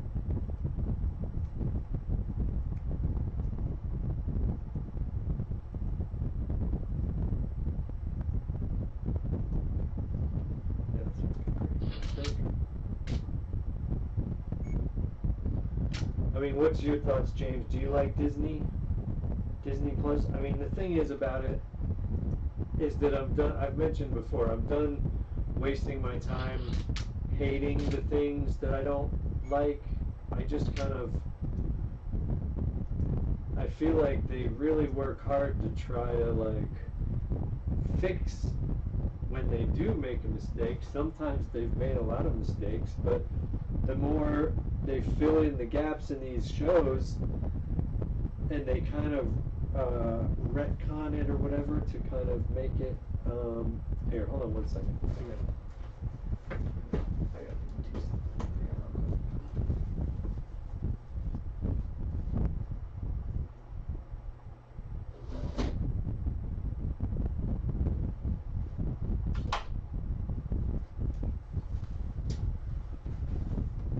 Sorry, but I kind of like a lot of the ways that they are trying to smooth over some of the wrinkles, like that have been there forever. Like I love how in Solo, how they make it an inside joke between Lando and Han, the way that he mispronounces his name, and I thought that was really cleverly done, and it kind of makes it more enjoyable where something like that has always kind of weirded me. It was like, why do some people pronounce her name Leah and some people pronounce her name Leia? Why do some people pronounce him Han and some people call him Ann? Because it's like on the film set, they were just kind of like, they didn't, I don't know if it's just that they didn't really care as much or they just kind of let it be. Am I excited for the Obi-Wan show? Fuck yes. Oh, excuse my language, but yes. Absolutely I am. I feel like, I mean, obviously it has the potential to fail, and to, if they make some awful choices on it, but I don't think they will. I think it's going to be the final thing to make the prequels perfect, almost. Like, not perfect, but like to get rid of, like, this is going to be what I wanted to see. This is what I wanted the prequels to be. This story. And that's what I, felt like we were shortchanged on with the prequels, was that Darth Vader becomes Darth Vader right at the end, and then we don't get to see him being Darth Vader. So that's what I wanted to see, is the fall. That's what I would have wanted to happen in the first episode, and then, or maybe the second one, and then have the entire last movie be all in the Darth Vader gear and all kicking ass like he does in Rogue One. We don't even really see him kicking ass. I mean, we don't see him kick ass as Darth Vader at all. He doesn't even pick up a lightsaber as Darth Vader in the prequels. So, whatever. I am, and to be able to see Hayden Christensen in the role, I don't know if they're going to have him playing Vader in the suit. I don't really. Oh, geez, now I screwed up. I just moved the dang rock. Oh man. Oh well. Gotta be more careful with that.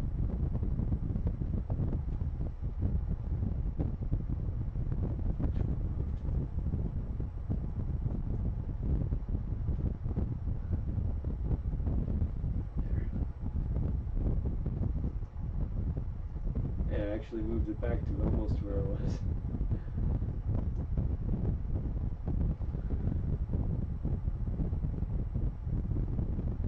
Should have thought about how the stand was going to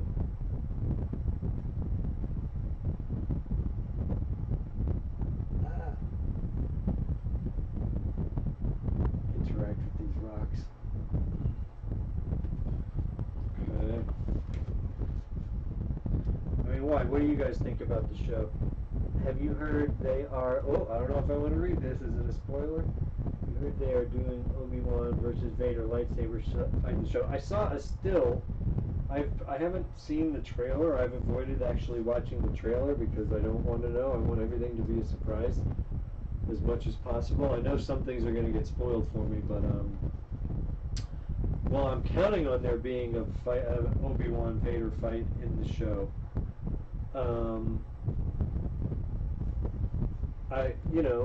I mean, does it mess with any of the canon? I don't think so, really.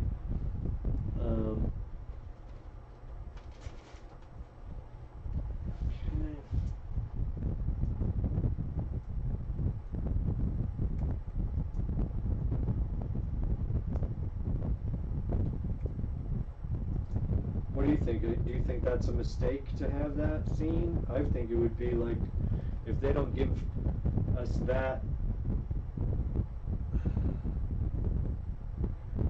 Do you think it ruins the fact that he says, like, I was but the learner and now I'm the master and all that stuff? Because you think he's just specifically referencing that one time that, when he took his legs and everything? I mean, maybe it sort of was. Clearly that's what it was originally intended to be. They weren't supposed to meet again, but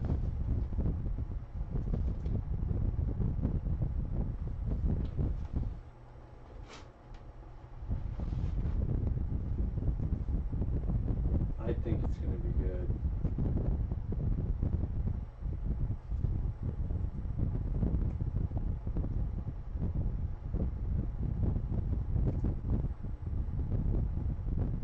Oh,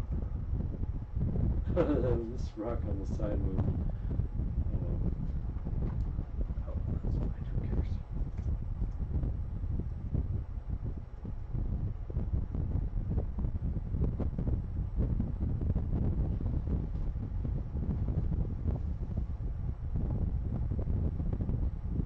Oh no, I just want it to be epic. I think it'll be pretty epic. I think it'll be pretty epic.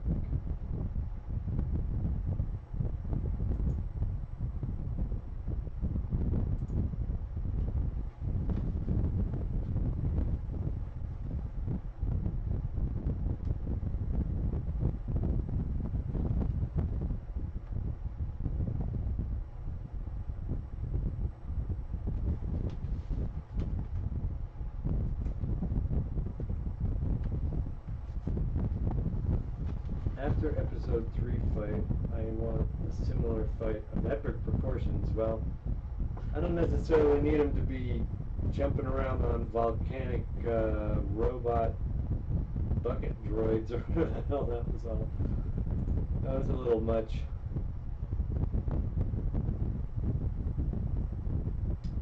I mean, it's definitely awesome. Don't get me wrong. I enjoy it, but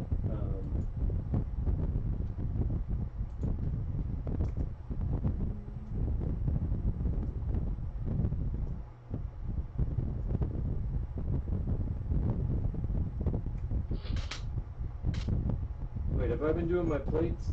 Oh man, have I been forgetting my plates? 1, 2, 3, 4, 5.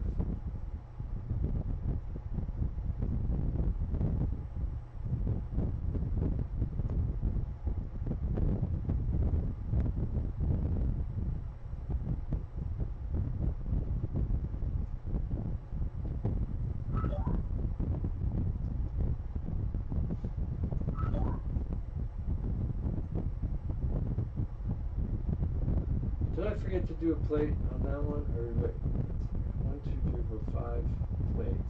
1, 2, 3, 4, 5. Yeah, I forgot to do a plate on that last one. Damn it!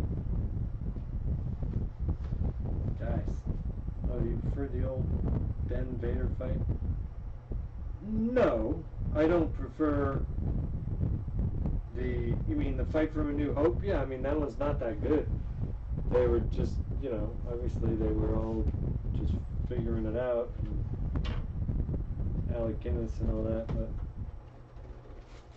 how did I forget to do a plate? All right. So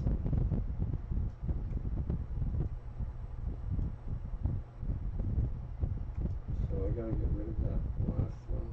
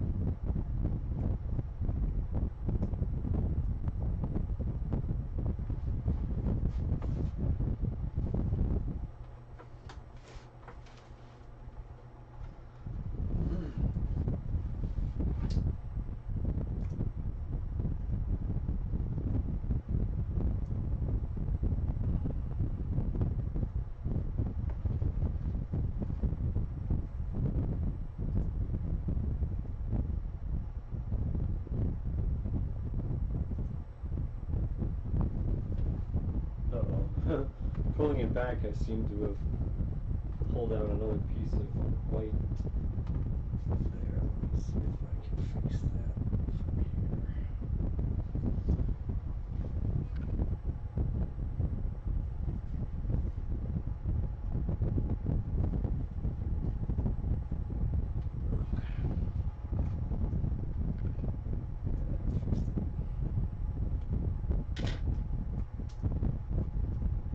What's your all favorite lightsaber duel? I mean, I think I still have a fondness for Empire Strikes Back.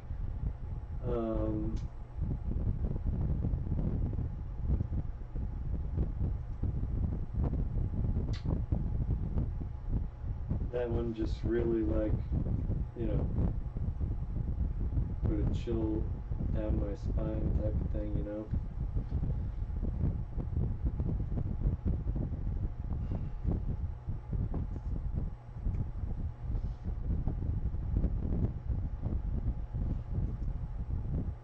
There we go. Whew! Alright, so sorry we had to back that up a little bit.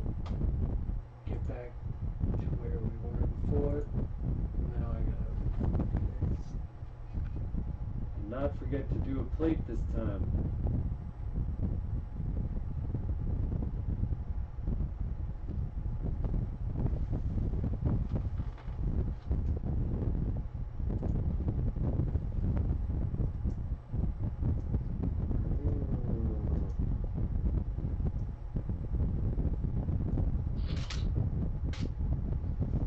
Lightsaber stop motion fights the hardest?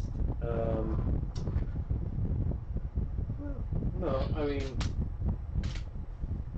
I don't know what the hardest, I mean,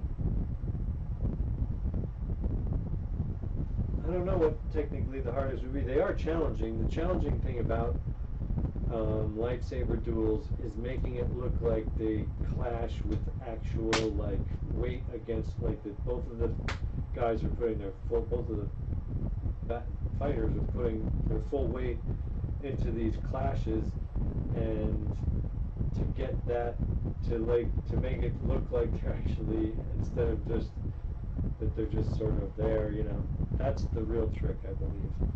Because I don't think I've done it all that well in the past. I do want to try it again. I haven't done one in a long time. But then, you know, lighting it is a real challenge, and you know, then it's a question of, do you want to do the After Effects? That's a lot of work. Yeah, so wait, did I get this? Oh, okay. So I gotta do the plate. Okay. Doing the plate, moving the plate. This is gonna be the hardest thing to do, is remembering to do this damn plate every time.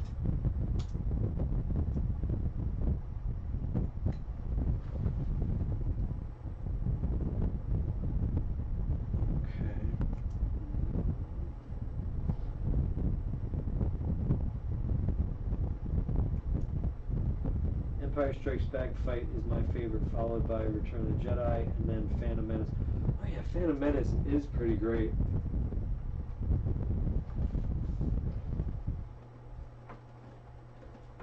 That last clash. What the hell is this? This cobweb, my god. Or is this a hair from my damn head? Oh, man. I should have left it. I should have just left it. I should have glued it when I started this.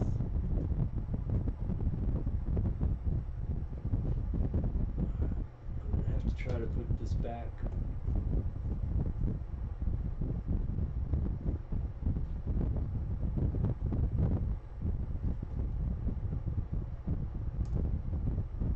Oh man, I'm never gonna get it. Never gonna get that right. Yeah, I am.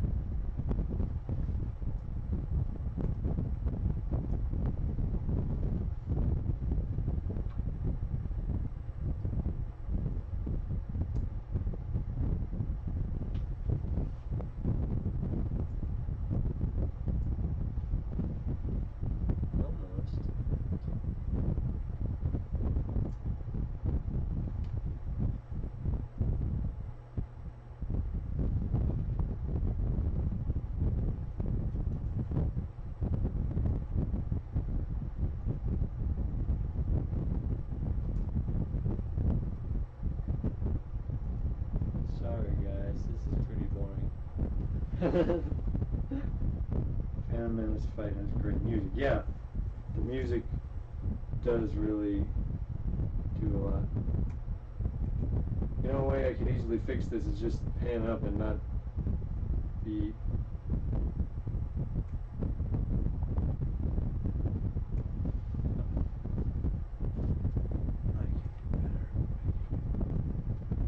Gotta get it close.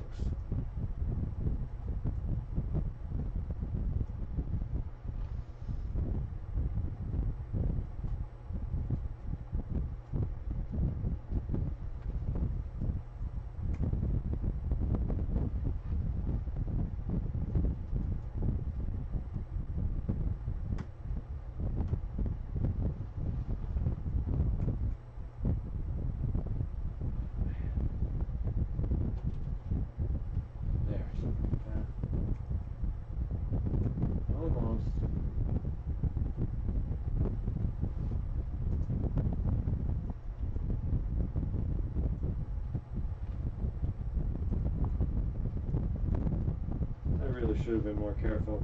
This is terrible. Yeah, that's almost it.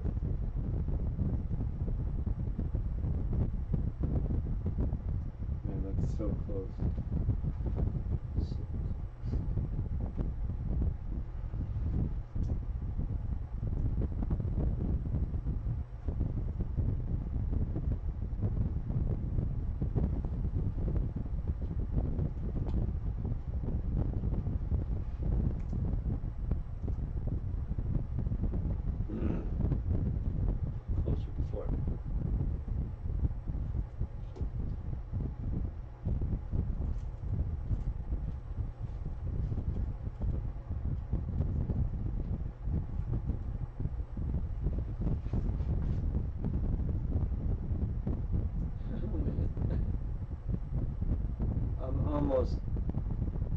almost got this.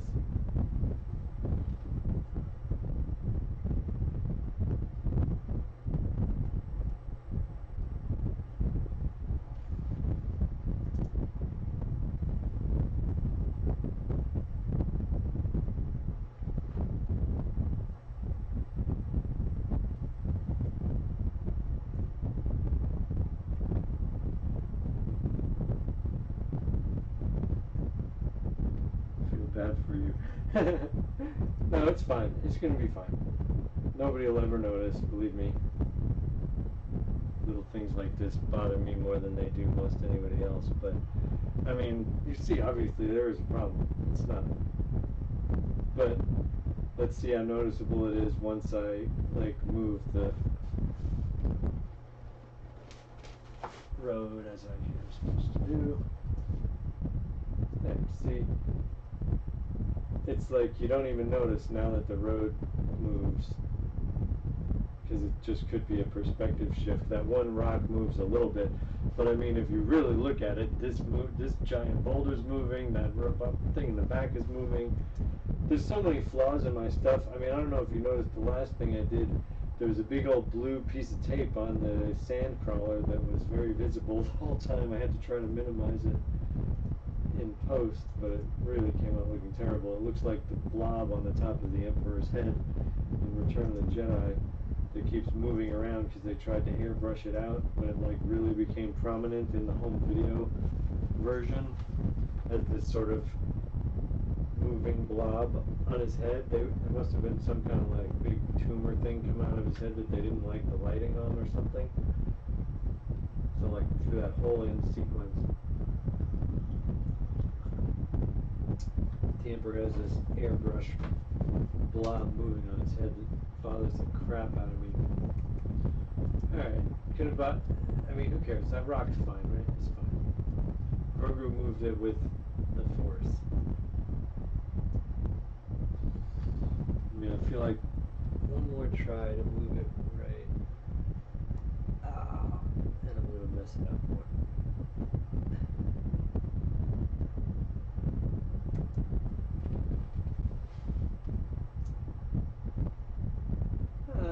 That's actually better.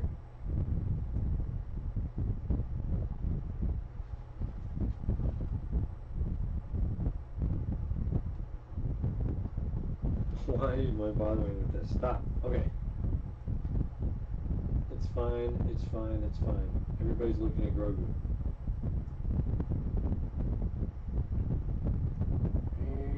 Alright. Do a focus check. We're going to remember to shoot a plate this time. It's going to be great.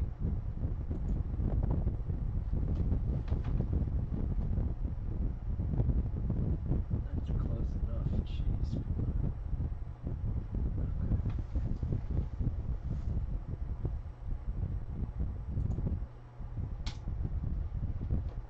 Oh wow. Ow. Never noticed the Emperor airbrush. You never noticed that? I mean, maybe it's not on the version, maybe it's not as prominent like with whatever TV settings you looked at it, or maybe they fixed it in the special editions, I don't know. Oh, what's your take on all that? Oh man, I can't believe how much hair I lose with these glasses. What's your take on the special editions? Do you watch those?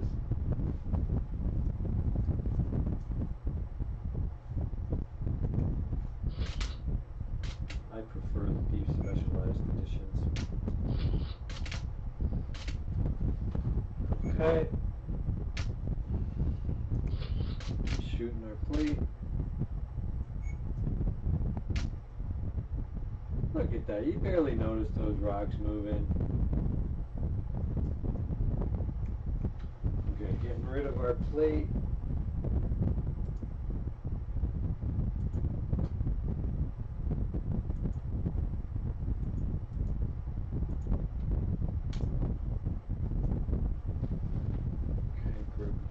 He's past the rocks, so I shouldn't bump them again.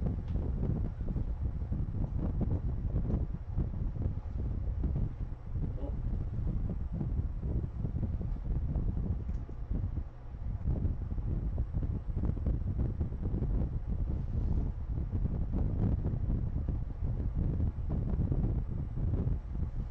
latest versions are even worse. In the DVDs, it came with the original and special edition versions. I have a Laserdisc version of Return of the Jedi. I have a Laserdisc version of all of them, actually. So those are despecialized, but they're also standard definition. They're not high def, so. Alright, boom, boom, boom, boom, boom, boom, looking good, looking good. Look at that, nobody's ever gonna notice those rocks.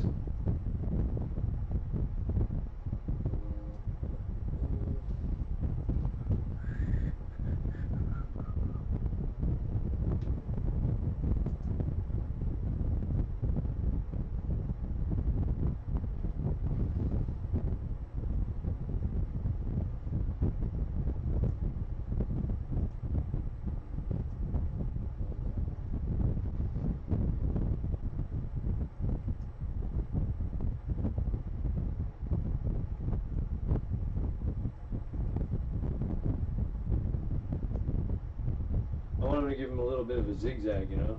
Zigzag. Maybe it needs to be smoother. A little more zig before the zag.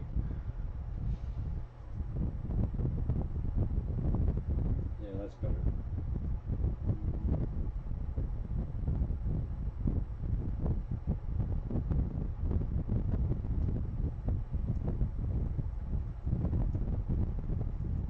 Oh, I didn't pull the, I didn't, gotta move the road more.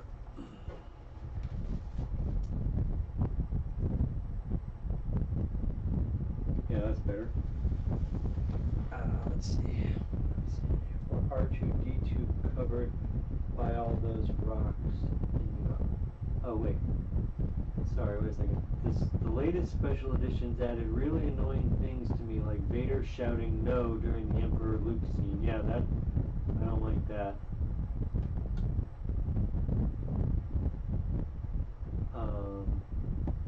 Or R2 covered by all those rocks in A New Hope. I don't remember that. Maybe I haven't even seen that version. Covered by rocks? When does he get covered by rocks? I mean, to me, those are blasphemous. I mean, that's ridiculous to call them blasphemous versions since George Lucas made them, but,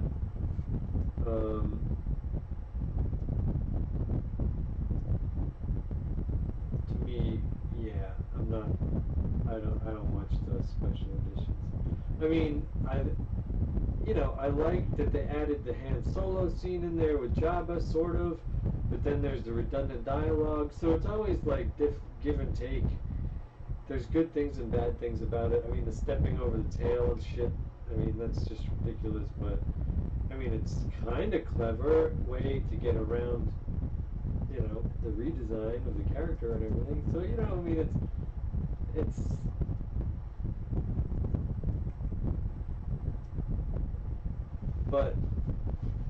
but do I like seeing Boba Fett in that scene and stuff like that? Like, yeah, I don't, things like that. But the thing is, I just try to not let it bother me so much anymore, Okay. Try not to let it bother me. I don't have time. I'm going to get a heart attack, if I let these things bother me.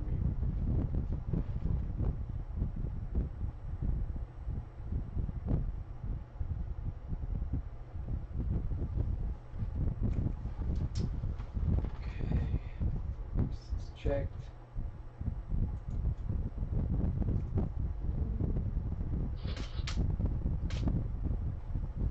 Can you believe I put those rocks back close enough that nobody will ever notice? I'll notice.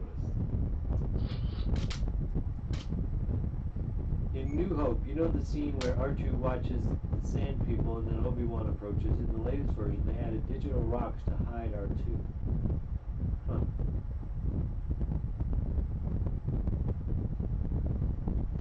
Nope, I have not noticed that.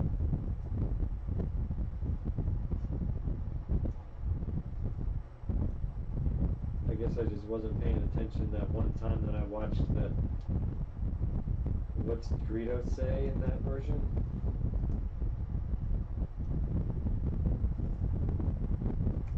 Okay, I'm not gonna forget to do my plate. Here's the plate.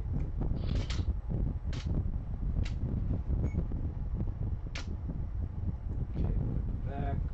We're gonna have to move them, but let's get rid of the plate.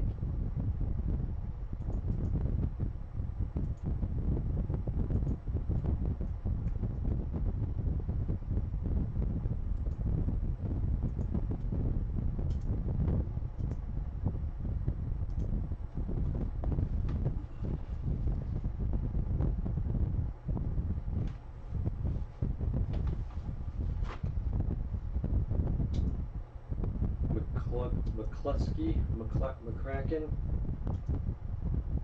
What's he say?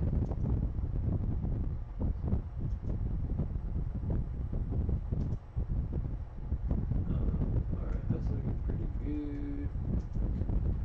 Slide the road down. Uh-oh. What's going on? I'm bumping into something back there. Oh, my table leg. Shit.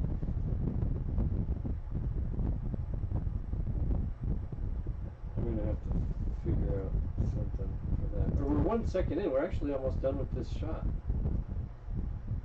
I mean, we can just kind of do this for as long as maybe do it for another half a second or something, but.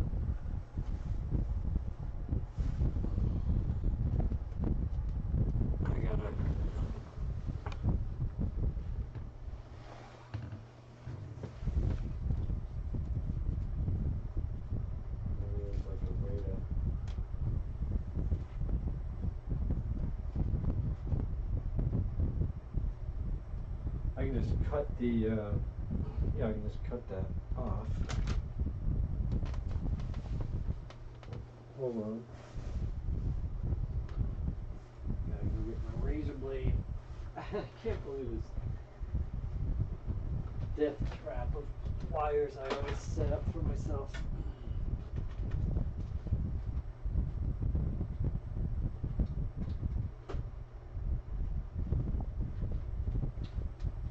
Alright, razor blade. So what I'm going to do is go to the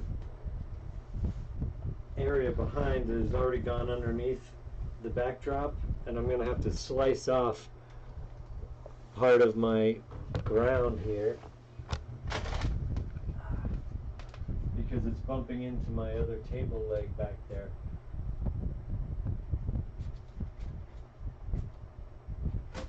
Uh-oh.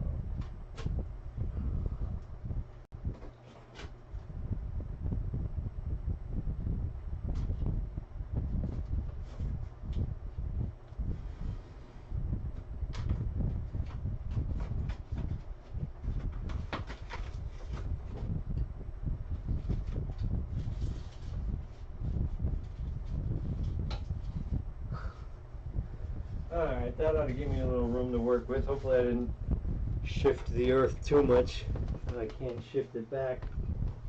I just ripped off a little corner.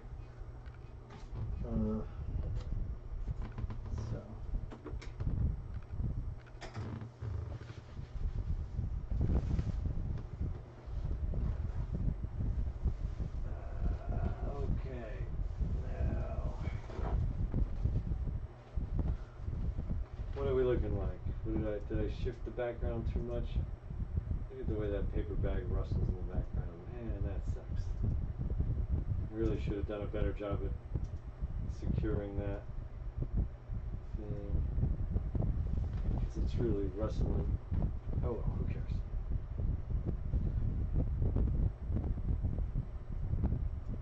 Okay, I definitely moved it a little bit. There we go.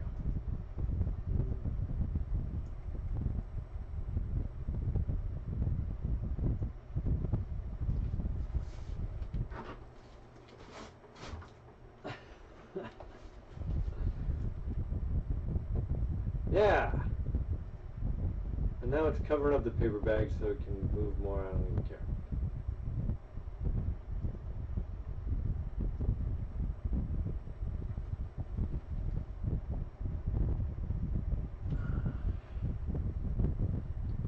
share the R2 rock figure with you on Twitter. On Twitter. Oh, okay, thanks. Appreciate it. I'll have to check that out.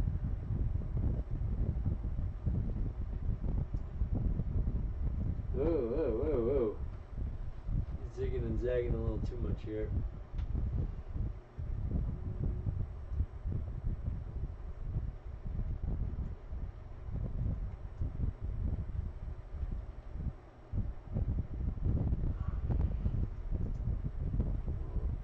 Yeah, that's good.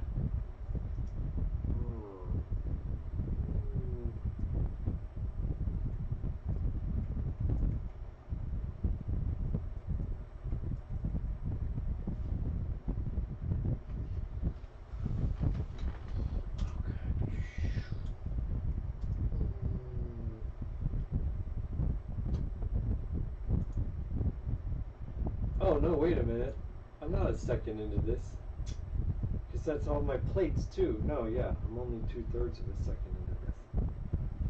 Let's say. It doesn't seem like it's a second.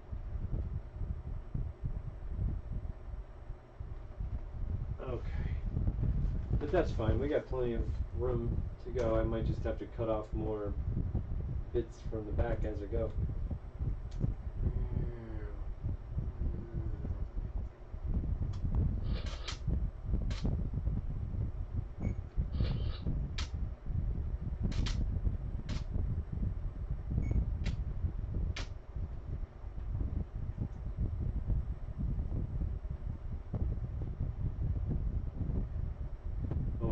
Do a very good job at. I should have tested pushing the road to see, because this rock is the volcanic rock here is. I wish it was hugging the road a little bit. I mean hugging. Oh no! I just moved it. You point at things, not touch them.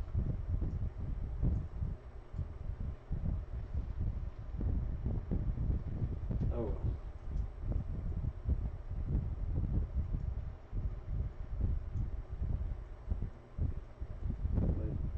I moved the plate, right? I did the plate for this one.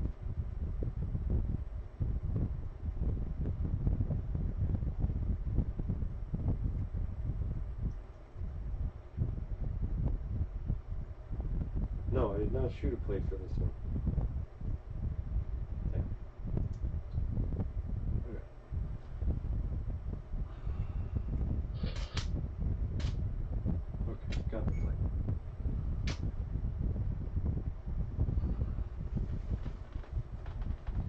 Moving the plate.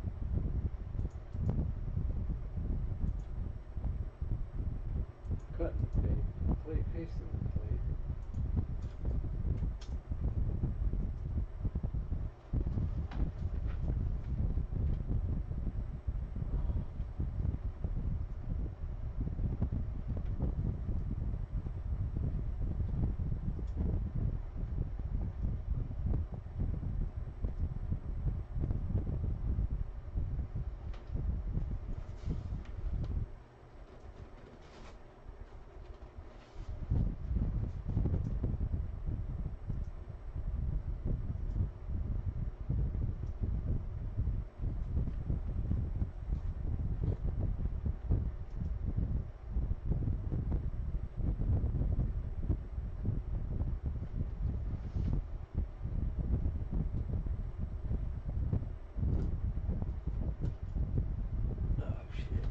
The other rocks.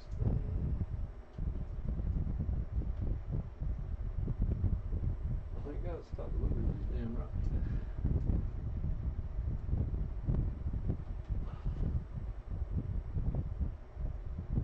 It's alright, I'm gonna be cutting that. I'm gonna be zooming in on that anyway, you won't even see that. So don't worry about that. Okay, I think we're good. Damn rock. Hey Dawkins, what's up, buddy? Dawkins, here. Some attention. Everybody's saying hi to Dawkins.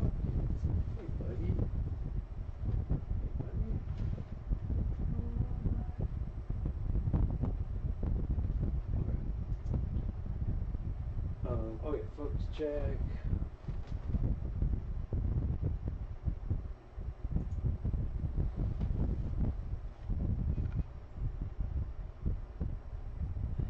Attention may still up. It ought to be alright.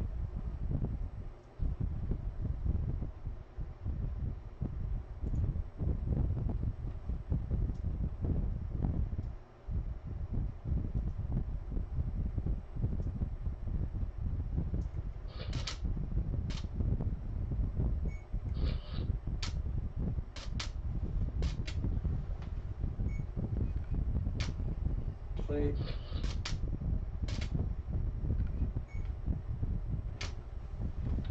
Move the plate. Ah.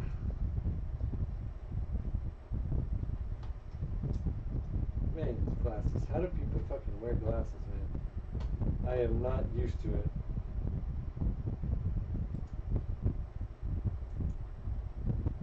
Oh, whoops. Yeah. Hey, buddy. Hey, bud.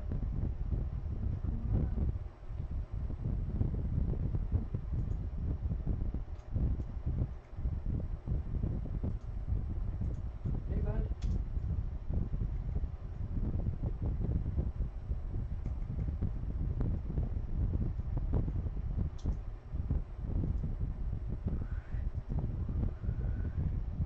Okay.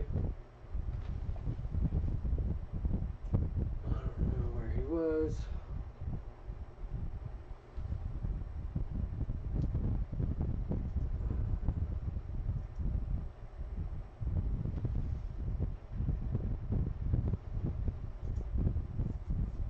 Whoops.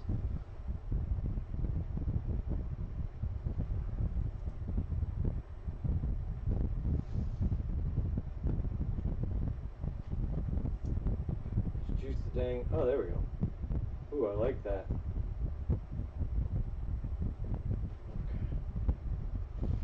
Push the road. What's going on? I gotta cut that thing more.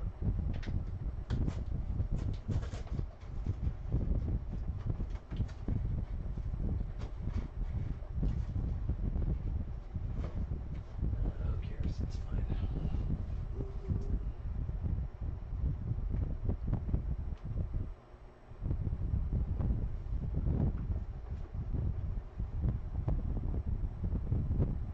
No.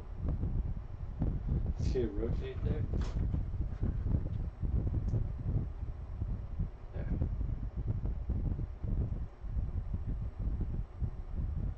Nope, that was messed up.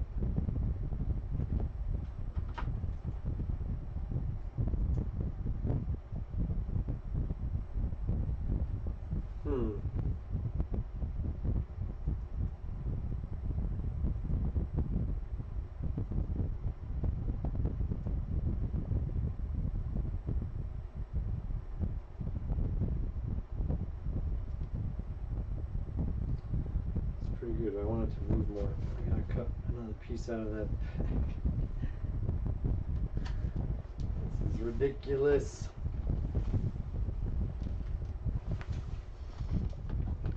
Who's in charge here? Who's making these dumb decisions?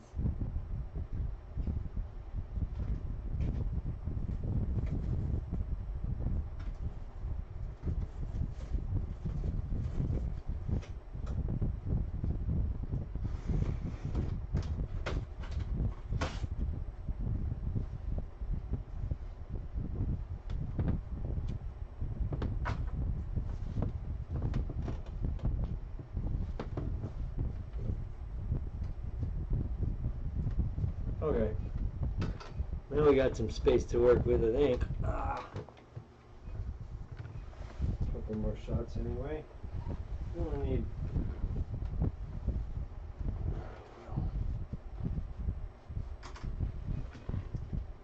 I mean, I want to squeeze this shot for all I can get out of it.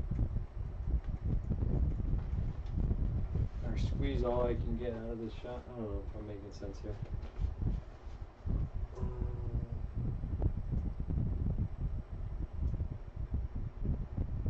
That looks pretty good.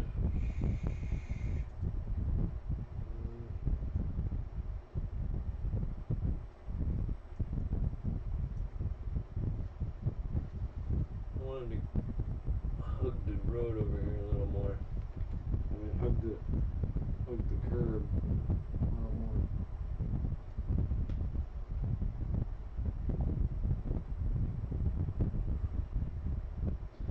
So where's the name Probot from? Where's the name Probot from? Oh, come on, I'll show you. You must be a new collector. I'll show you.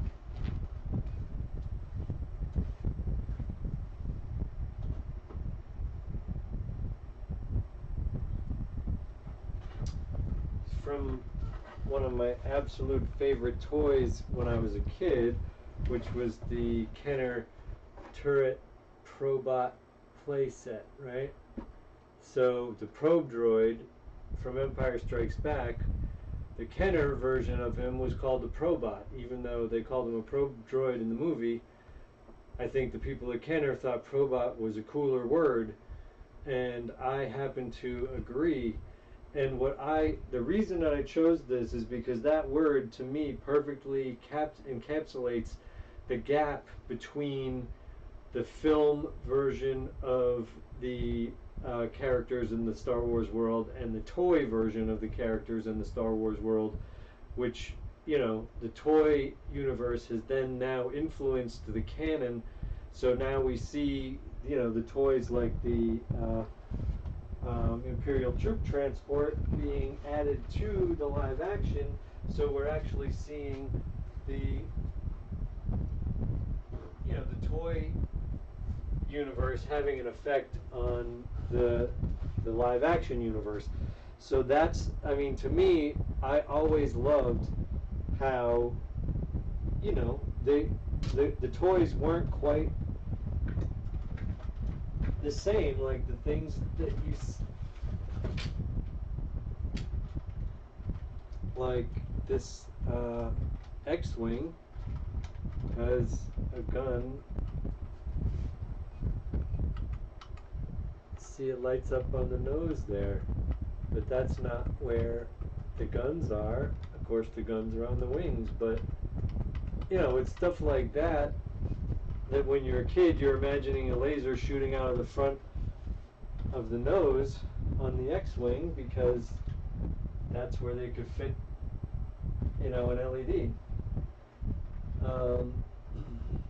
But, you know, so it's just stuff like that that I just absolutely love. And so that's what it's all about for me, is that the toy universe of Star Wars is more important to me than the shows, the movies, any of it. I love the toys the best. My version, my head canon, I can create doing this. You know, I can make anything happen. I have all the I don't have all the characters. I don't have Darth Revan or whoever that guy is, but like, I have all the characters I care about to do whatever I want with the Star Wars universe and make it bend to my will. But Probot, again, that's just, I just always love that word. And so that's why I took it. I took back the night. Because it seemed like, you know, when Hasbro bought Kenner and released a new probe droid, they called it a probe droid. They didn't call it a Probot. So I felt like, you know, that word was going to be forgotten, part of the lexicon, but, you know, it comes from the Kenner world. Okay, so are we good on that? Have I heard that Star Wars toys aren't popular with kids nowadays, and does that make you sad?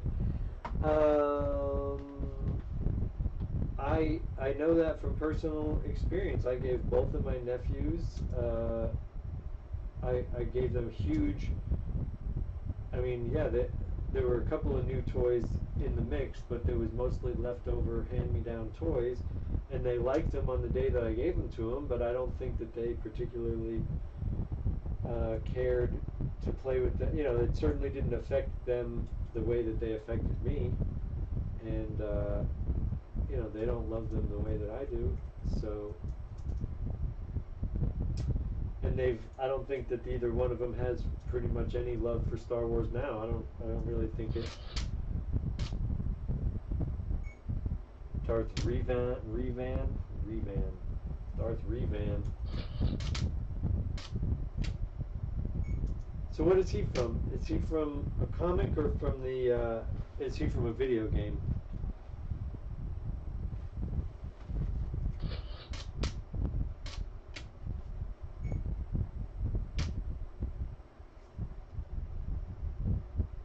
Am I saying it wrong? Are you correcting me or are you laughing at me?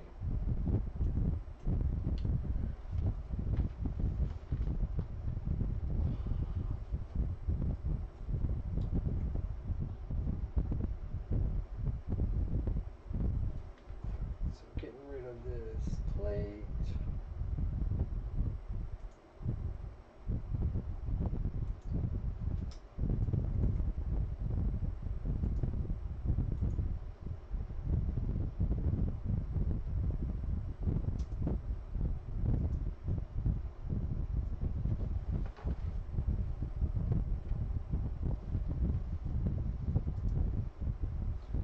Yeah, I mean, it definitely makes me sad to some degree that,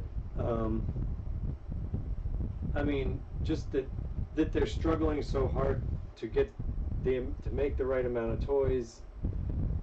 You know, that this toy line could fail because of the decisions that are being made, and they can't quite seem to get it right. It seems almost like they're trying to kill the line by not releasing any of the characters from the new shows and releasing them in 6-inch instead, so that everybody who, you know, all the grandmas are going to buy those characters for their grandkids or whatever it is, and then maybe the kids will abandon this scale because they'll all start collecting 6-inch.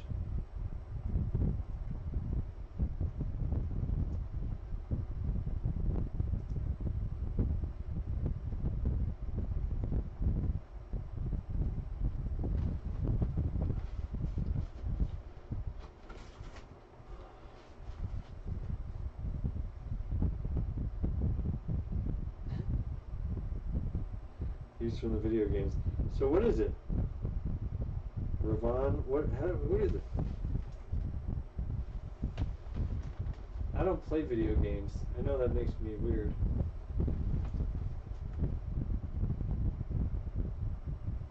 What's the best Star Wars video game? Some of them really look cool, but I just have never owned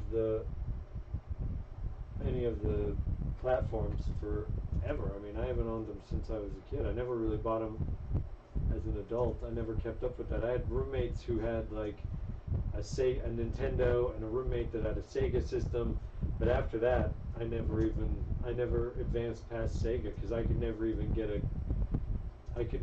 do those controllers, those modern day controllers. I'm like my video game system when I was a kid was Intellivision. I didn't have Atari. Everybody else had Atari. I had Intellivision. Everybody else had VHS, but I had Beta for video. So I always was the kid with the wrong brand of everything.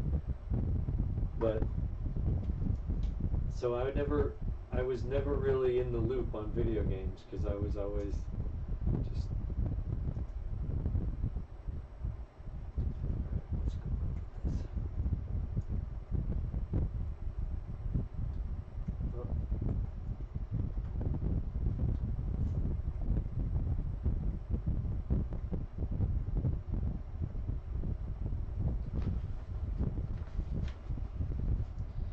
He's the biggest character not from the movies. Oh, really?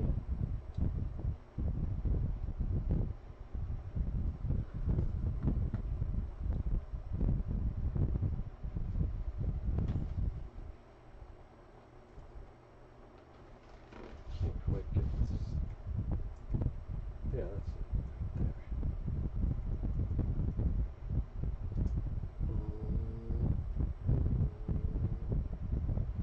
There. All right.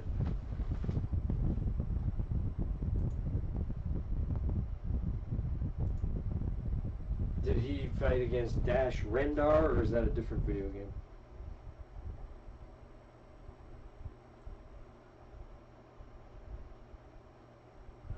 That's the thing. Like I used to think that my Star Wars fandom ranked among like the top nerds in the world or whatever, because in my hometown there weren't that many Star Wars nerds, so I felt my knowledge base was pretty strong. But in actuality, man, I don't know shit. There's so much that I'm not familiar with anymore. He's even been reintroduced in the new Disney canon after being dumped with the old EU canon. How has he been reintroduced in the Disney canon? Oh, is he like... He's from the Old Republic timeline. Oh. Oh, okay. Yeah, I don't know anything about Old Republic, to tell you the truth. For whatever reason, I was just never interested in that. It never seemed real to me. It always seemed like the people who were inventing the Old Republic stuff was not really... That wasn't real Star Wars to me. I don't know. Maybe now it is. Maybe now... but it always just seemed... I've never really given it a fair shake, to tell you the truth.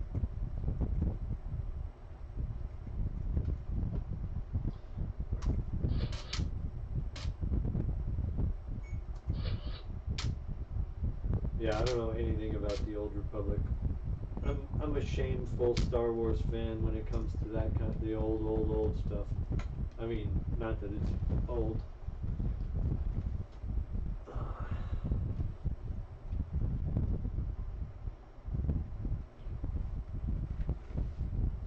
Plate. Almost forgot my plate again.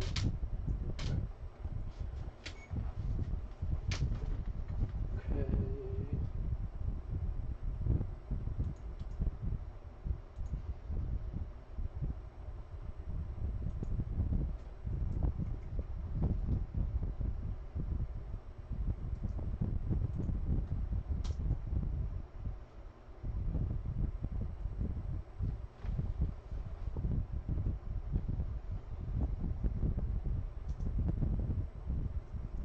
Hey, wow, that was pretty lucky.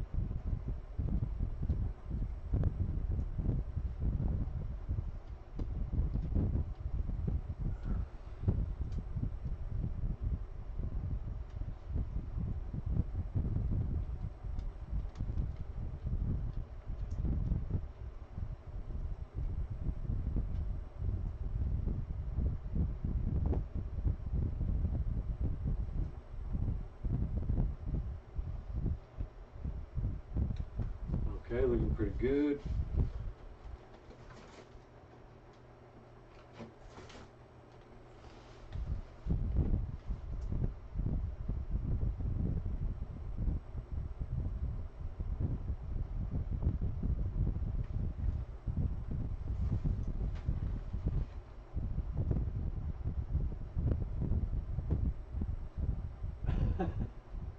Oh, well, I really screwed that up.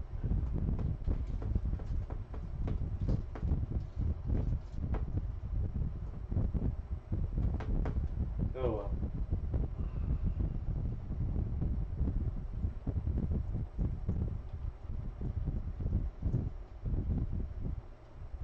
Well, I really screwed up the lava rock over there, but who cares?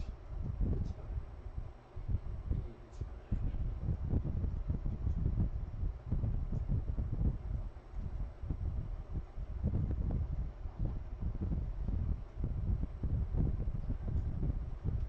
His character had a plot twist comparable with Vader being Luke's dad, which cemented his popularity. Oh, really? I suppose I should not let you tell me what that spoiler is, but I am kind of curious, and I don't feel like I'm ever going to play those video games. So if you want to give me the gist of it, that would be cool. Because there ain't no way I'm going to be able to play through some video game in order to reach this plot twist you speak of. So if anybody doesn't want to hear the plot twist, block your ears.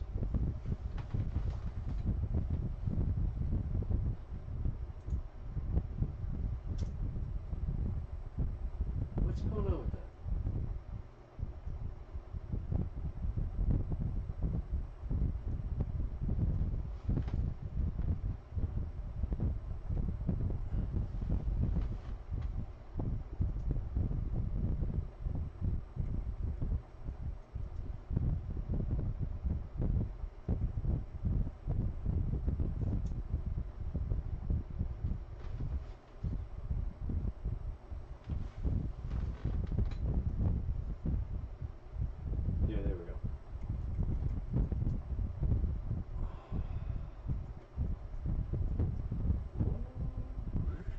fun.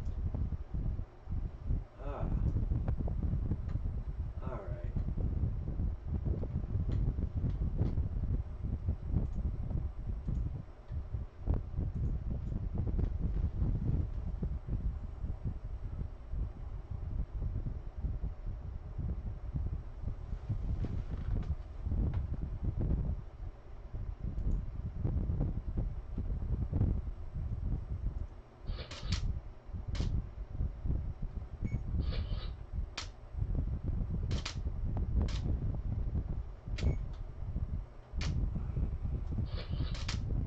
Plate.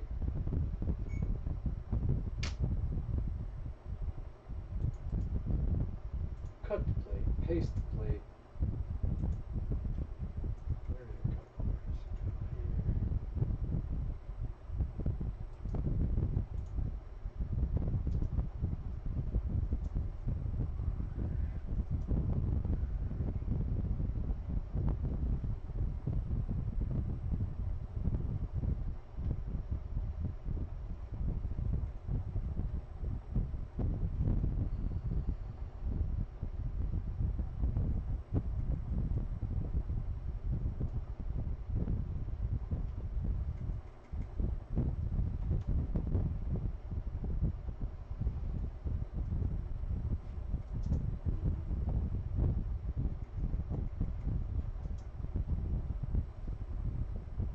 Alright, pretty good.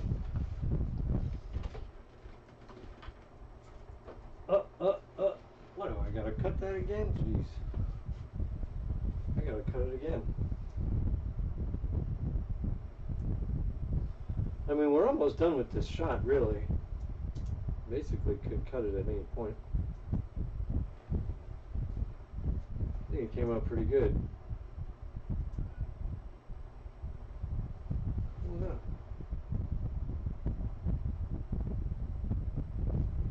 Ava?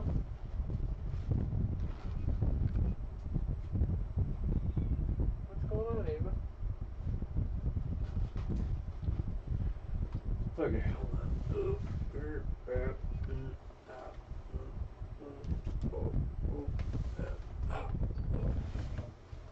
Oh, shit. Ava, what's up, man? Oh, come on. Don't be like that.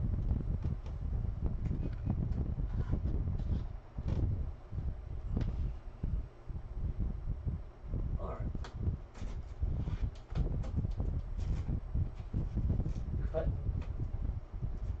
Cut me, Nick.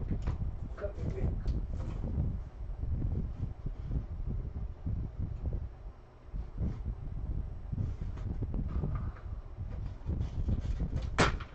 Oh, what was that?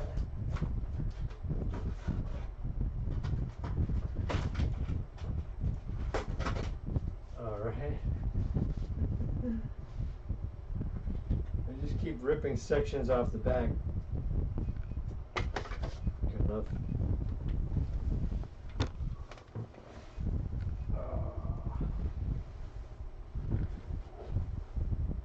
Whew. Man. Okay, did I mess everything up by doing that? Nope. Ava, what's going on, hon?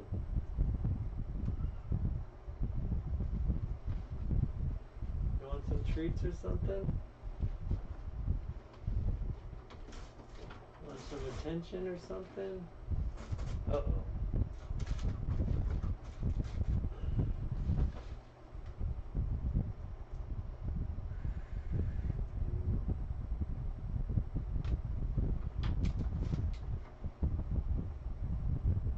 Kind of hard to explain without more context. Oh, yeah. Yeah. All right. Yeah. You don't have to bring me up to speed on the entire Old Republic. I think, yeah, it may take a little too long.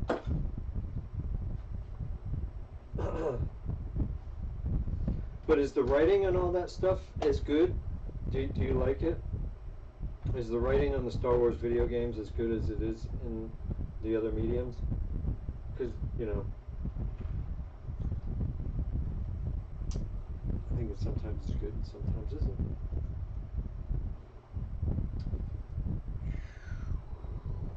Wow, this is looking pretty good, I think. I don't know about you, but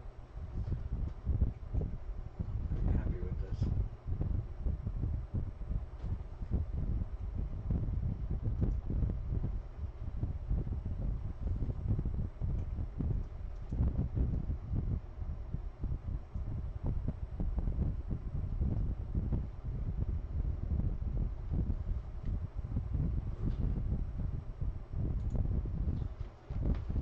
Focus check.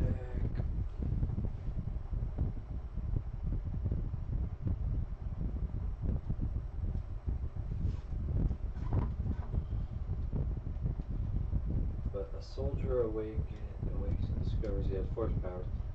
Trained as a Jedi near the end of the game is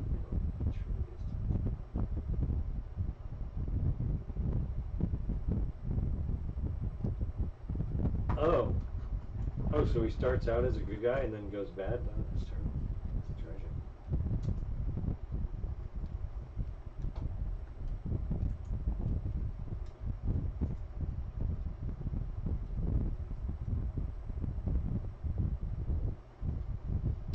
You gotta figure that there are some good stories for the old Republic or whatever it is that led the Jedi and the Sith to end up with the rules that they have.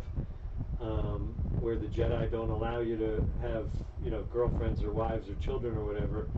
They must have, the children of Jedi must be very dangerous, potentially, or whatever, hard to control historically. The writing's even better. Jedi mind wiped him. Wow.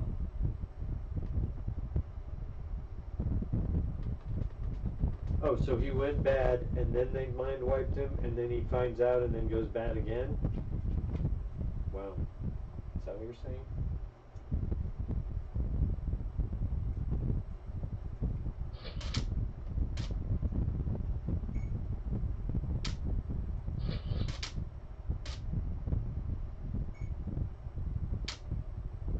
Plate.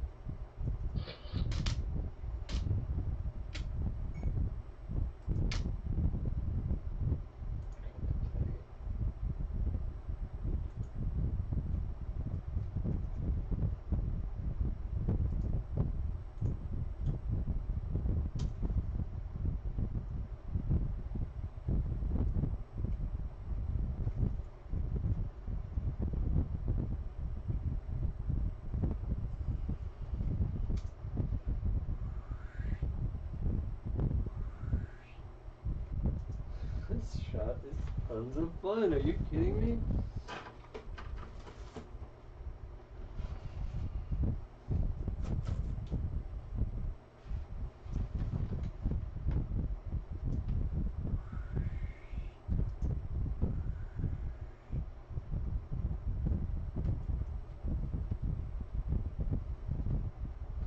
No, he was evil. The Jedi captured him and mind wiped him to retrain him as a Jedi. Yeah, but it's later revealed to him that he's the true Lord of the Sith. Yeah, right. So he does turn bad twice. You're saying, am I getting it wrong?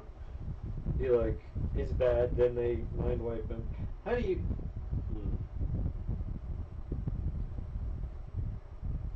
How do the Jedi mind wipe? Is it done with the Force or is it done with technology?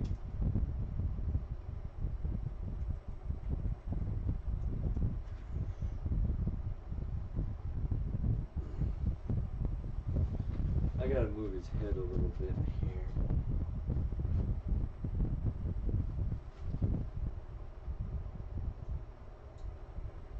Without letting my hair get caught in the fan, that would be bad.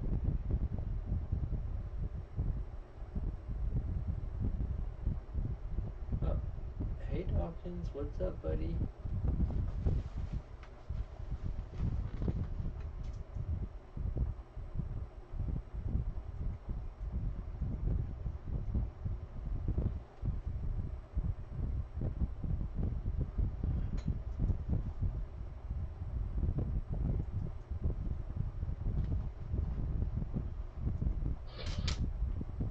Force.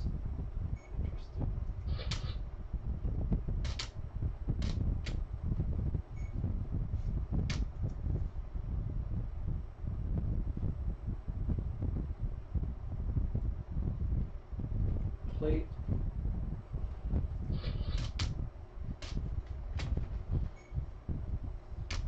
when I'm concentrating on what I'm doing, it actually goes pretty quick.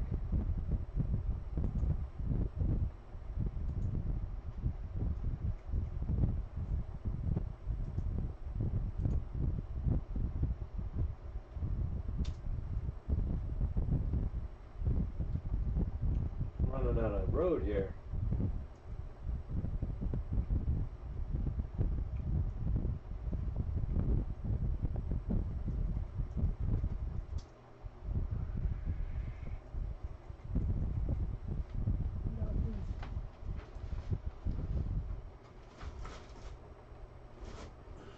Cat really wants some attention.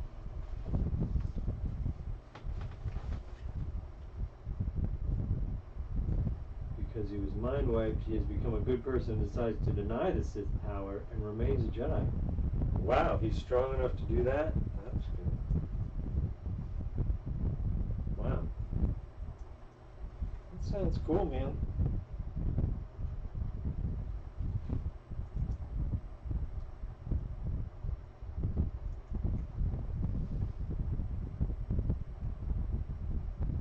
So if you're saying the writing's better, then what's your favorite story of all the Star Wars universes? Is it that?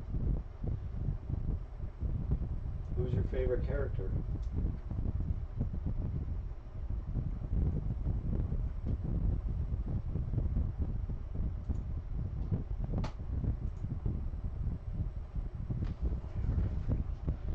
Turn his head a little more.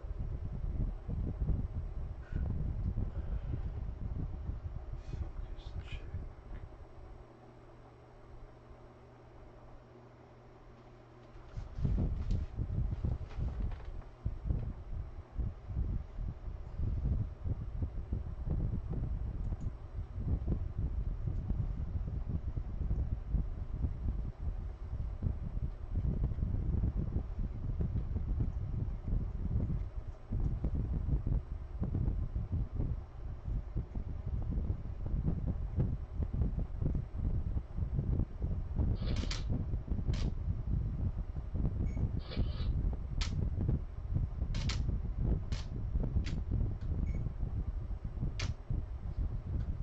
Complete.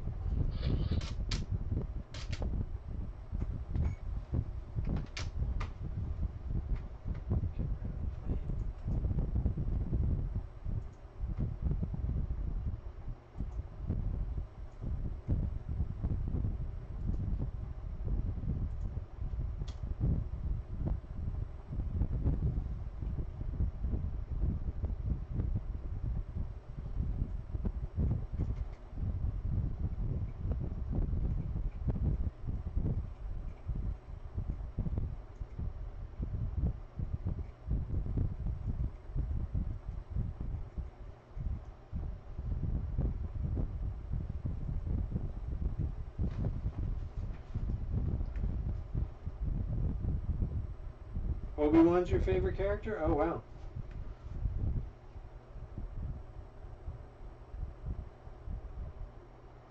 That's cool. I mean, for me, it was always a tie between Luke and Han, where Han basically wins most of the time, but then, you know, the good boy in me, you know, wanted to be Luke too, you know. Definitely wanted to be Luke. I feel like it was more like I wished I was as cool as Han, but I was more, you know, related to Luke. I mean, I related more to Luke.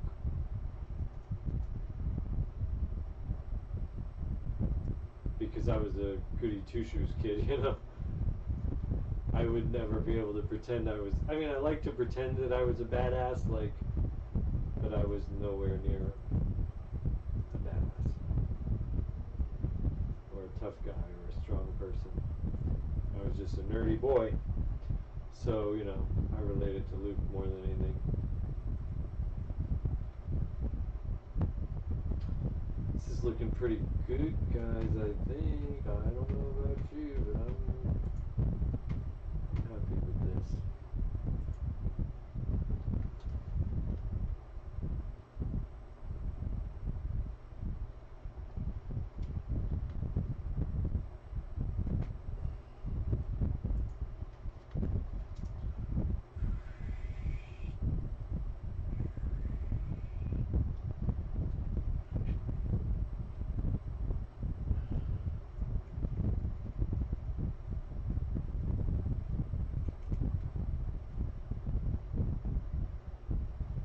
love Kyle Katarn. He literally both character. Oh yeah, he's a little Han Solo only character. Oh yeah. Probably had his character. I mean, his action figure at some point, but I got rid of some of those at some point when I purged it. I think one of those probably was one of the ones I gave to my nephews. You know?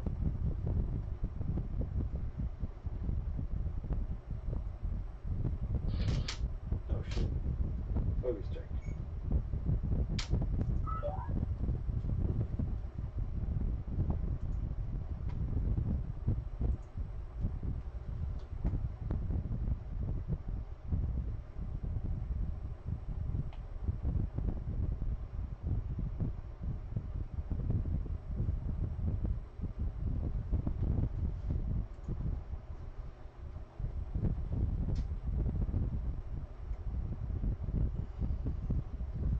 I love Ewan McGregor as Obi-Wan, and I think this show is going to be what the prequels again should have been. I don't know, maybe I'm wrong, but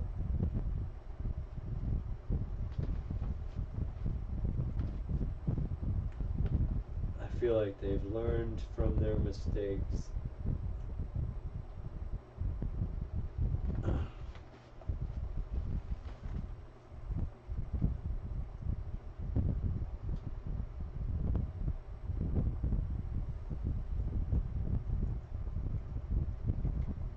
Are you excited about any of the other stuff like the Rogue Squadron movie and stuff like that? Because I just try to avoid, I just don't want to know anything about those movies. I just want to see them when they come out, and, I just hate trailers, basically. I don't, they give away too much, so I just try to avoid everything. But I think all the things on the slate look interesting to me.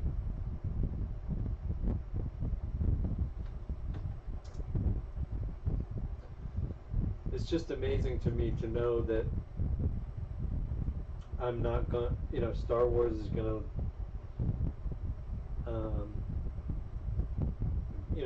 last longer than my lifetime.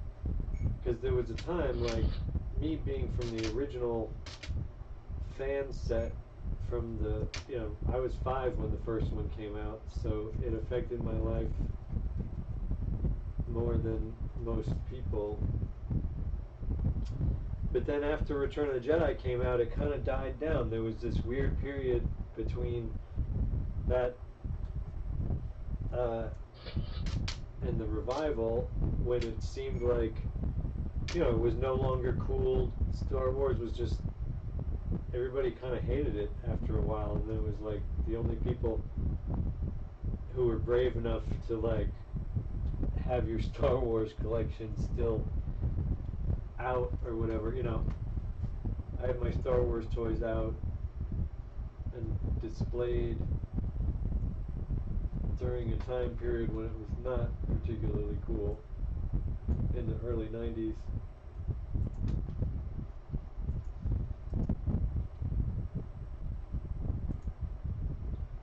But it just kind of blows my mind, like how there might have been a couple of days, a few days here and there in the late 80s, early 90s when I didn't think about Star Wars for maybe 24 hours.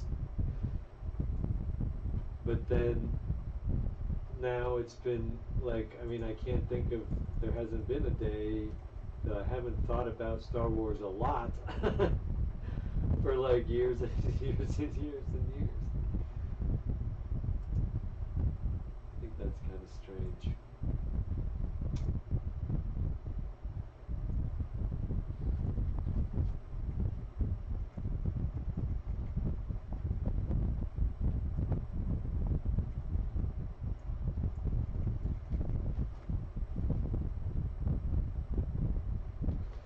Nowadays, no franchise dies. Always remakes and reboots. Yeah, I guess. Are you looking forward to the Alien series? That franchise has let me down so much that I don't even really care about that.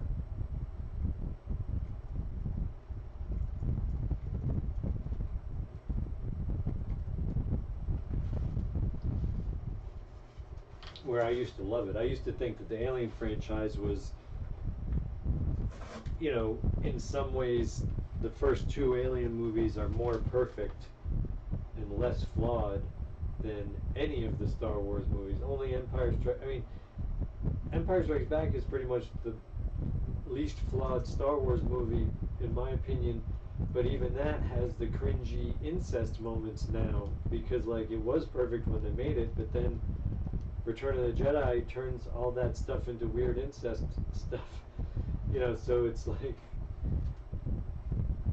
it's so, you know, there's cringe in all of the Star Wars, where to me there's nothing cringy about the first two Alien films. They're friggin' perfect. They're friggin' perfect. But I don't like it better than Star Wars. I still like Star Wars better.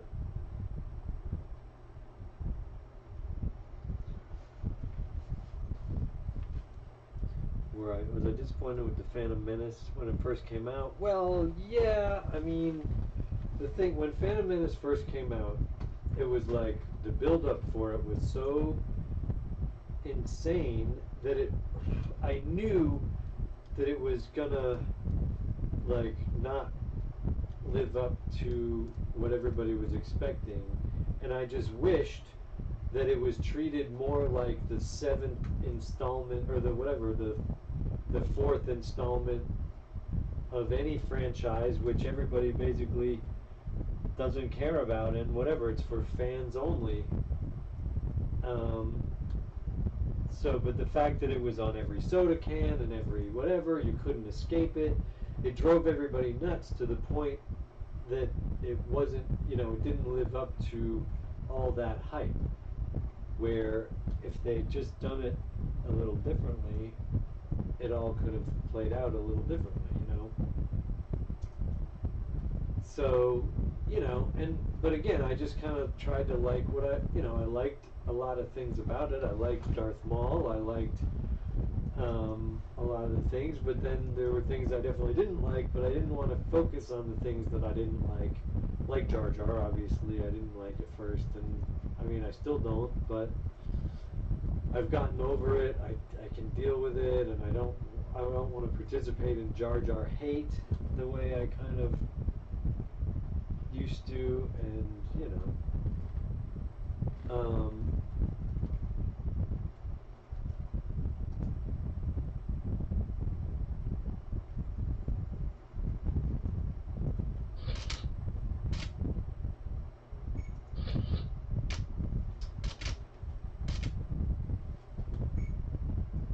Jar Jar thoughts. Yeah, I mean,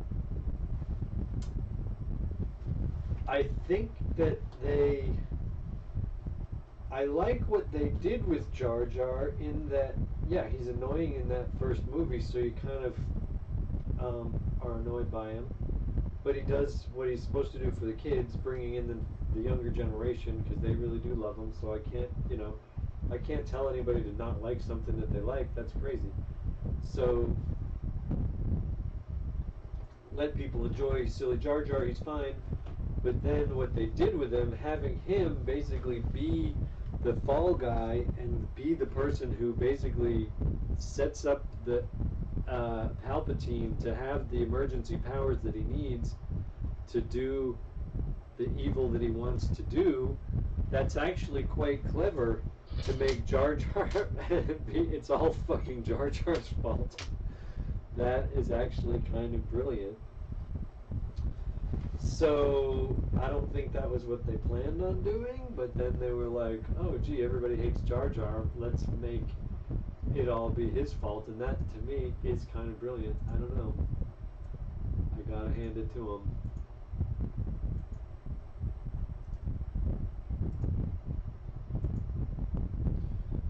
Where to me, I kind of like everything. Like, I really don't like the first half of Attack of the Clones at all. I think that's worse than Phantom Menace by far. But I really, once they get to the arena, or basically once they get to Geonosis, I kind of like it. I kind of like Attack of the Clones, pretty much all of it. I I love those lightsaber battles. I don't love the way Anakin is such a friggin' dummy, but I think that's the way you're supposed to feel about him. You're not supposed to want him to make the mistakes that he's about to make, and you see him walk right into it, and you know that's how you're supposed to feel. But his character has to make those mistakes. Would I like to see Jar Jar in Disney? Absolutely. Fuck yeah. Well, I mean, I don't know which show, but yes, sure, bring him back. Absolutely. Redeem everybody. Give Ahmed Best. I mean, that guy was near fucking suicide. Like, Star Wars has ruined so many people's lives because people like me cared about it too much and got too angry and whatever and didn't give it a little bit of a break and appreciate take the good with the bad or whatever. So, you know, the fact that it ruined basically everybody's life who was involved in Phantom Menace, Jake Lloyd, Hayden Christensen, they've all had such hard journeys coming back from that terrible experience. From the fans, it's like they all had a great time making the films, but then when they were released, they all wanted to kill themselves. And you can see why. I can see their point of view, and like, so I would love for Jar Jar to be redeemed, or not to be redeemed, but to be given more screen time, given more of an arc, given some more role to play, to give people more of a reason, or I don't know. I mean, just to give that actor some more money, just to let him. I mean, I don't know, man. I feel bad for the guy. It wasn't his fault. He did the direction as he was told, you know. The fact that it comes off, I mean, I don't know, you know, comes off as kind of you know, Jar Jar is Jar Jar. What can you do? It's sort of George Lucas. It's on George Lucas. And Daisy Ridley gets the same thing now. Yeah, I mean, I feel so bad for her.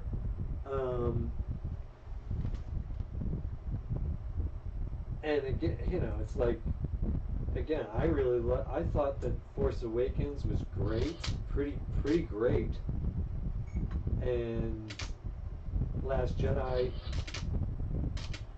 was pretty. It wasn't what I expected, but, and I mean the whole Luke thing, whatever. I can, you know, I wish, like Mark Hamill, that they'd done some different stuff, told a little bit of a different story with Luke. But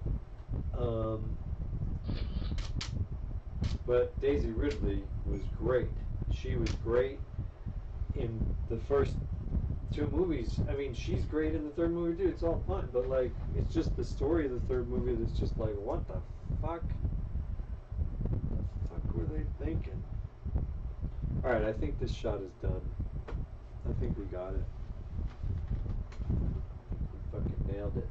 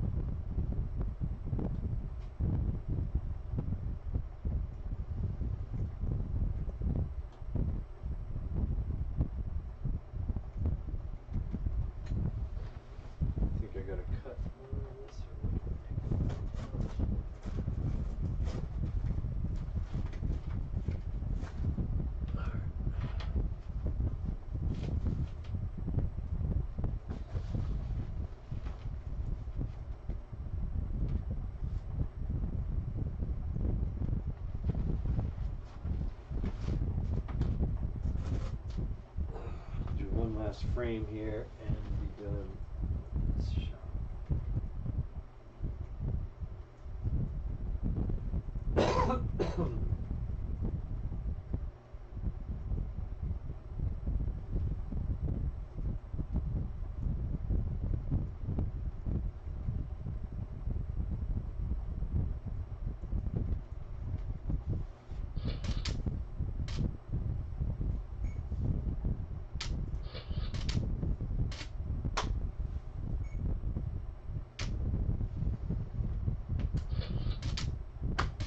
that's a wrap.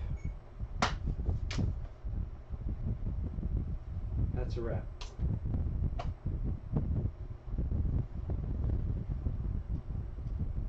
All right. Well, that was fun.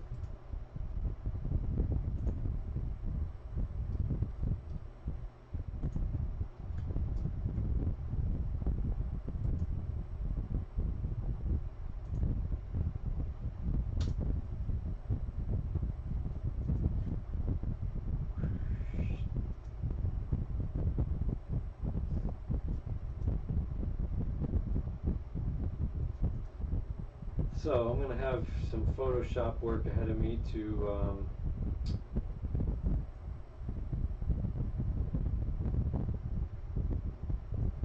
get rid of all those stems there. But I think this came out great, guys. I mean, wow. And to think I was worried about those little rocks.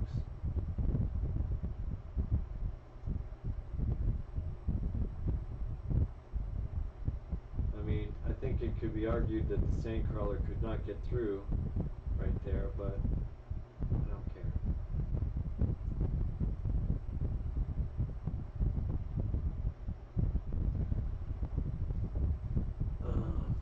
Okay, so we did it. We did it. Conform the take.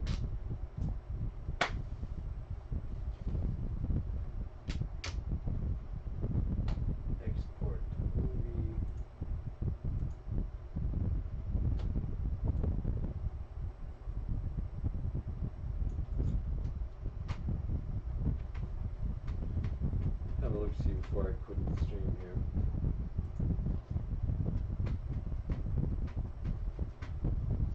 Oh, come on.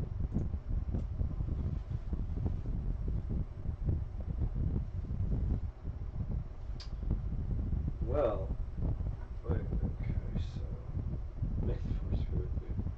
I don't notice the rocks now. Yeah, right?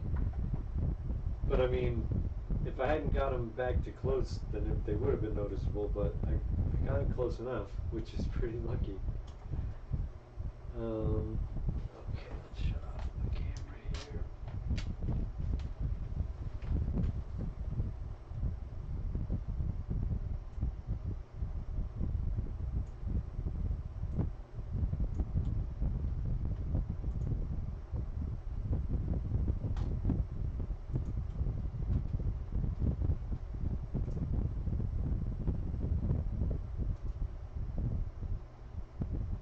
Good. I like it.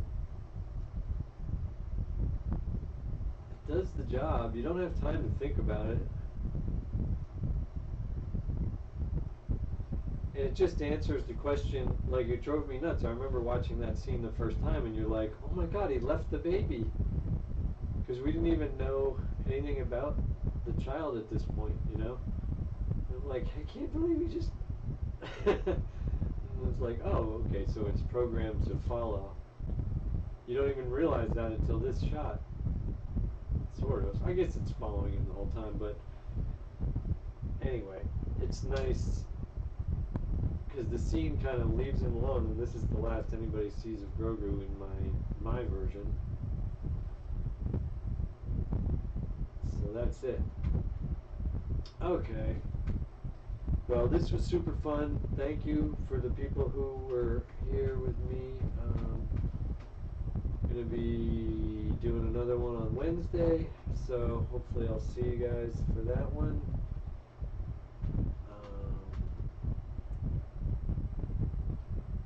Till then, everybody, thank you for being part of the stream today, and I really appreciate it. It's really fun animating with people. So again, follow me on all the social medias, Probot Animation on Instagram and such, and I'm releasing more behind the scenes stuff there. So alright, I'll see y'all on the next one. Until then, open all your toys and play with them. Bye everybody. Thanks for being here.